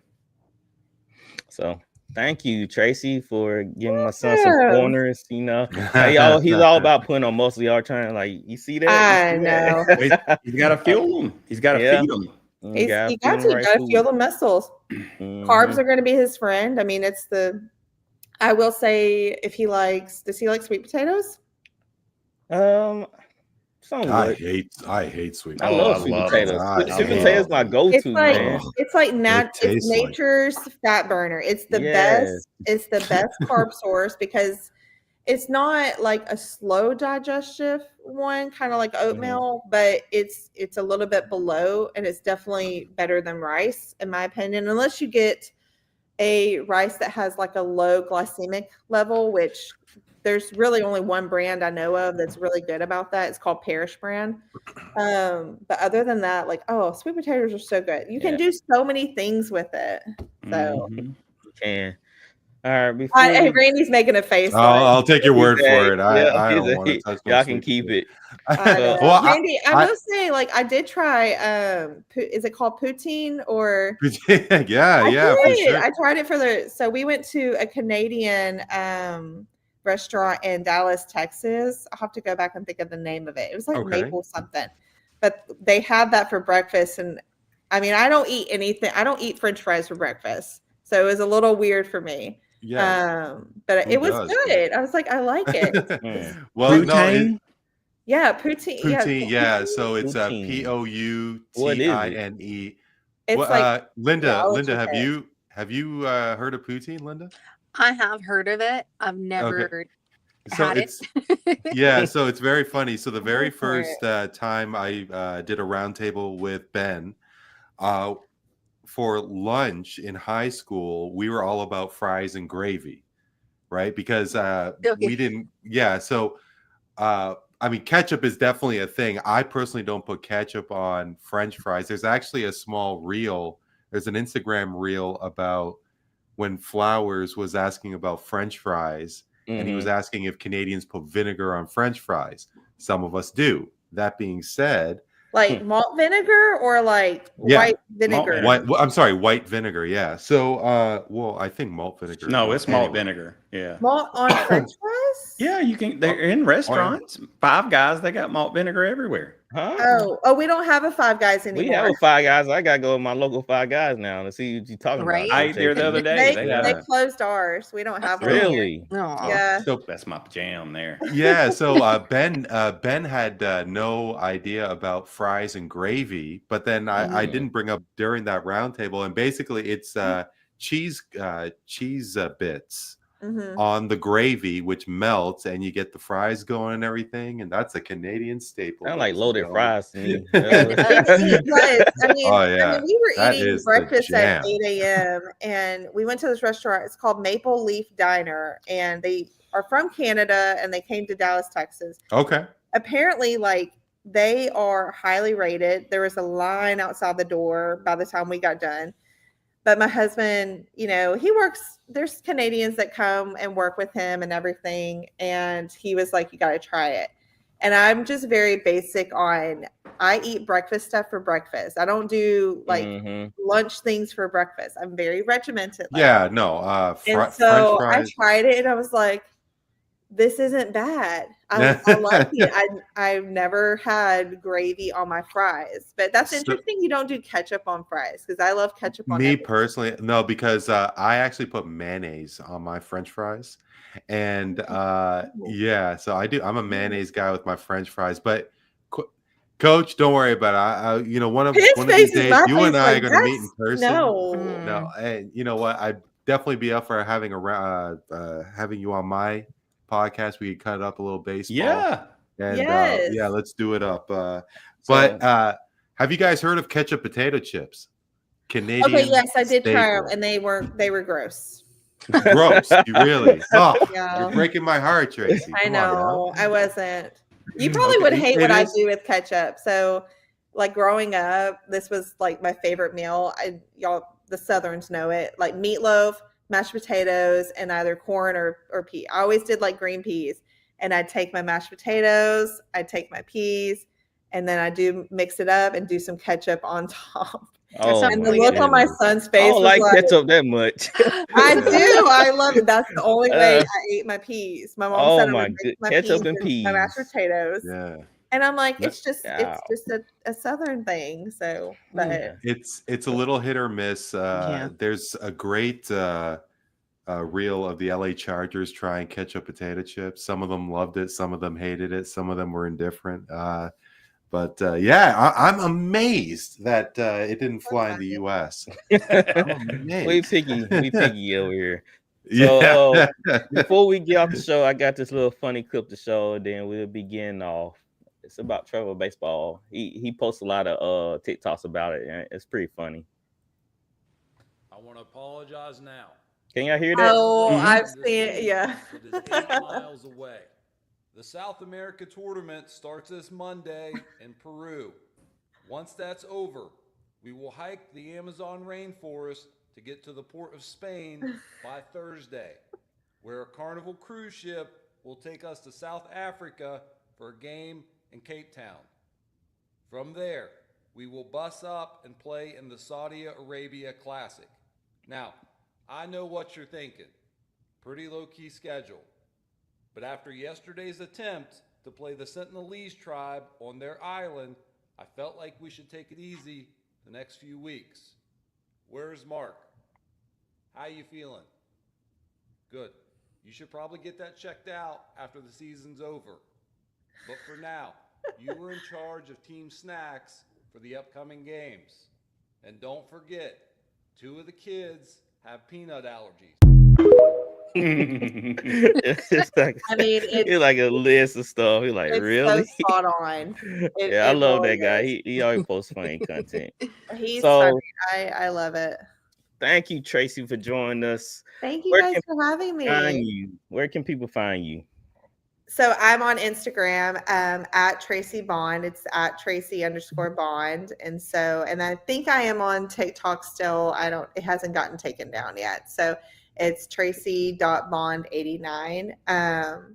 Nothing like fancy. I don't know. Somebody said my username was not fun. And I'm like, I'm fine. Just keep it simple. I'm very simple. I'm like, I can't, I'm not going to do something crazy or anything like that. That way it doesn't look crazy when I get brand offers. I don't want them. Yeah. So got to read a name and everything. Exactly. I was like, I want you to know who you're talking to.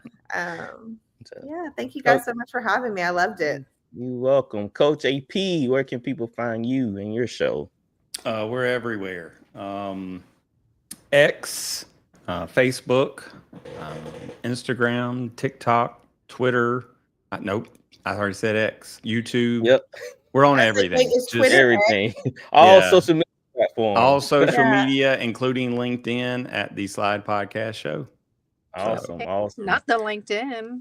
Yeah. Well, business. I do it with business and as far as networking and growing exposure for the show. So nice. He's grown so much. Yes, he has. I can't believe it had been like 3 years. It was the first show that I want to say you was our.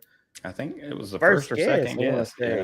First or second guest. I gotta go look back, but it was. I was like, it can't be that long since. Coach, has anybody told you you look like Josh Donaldson?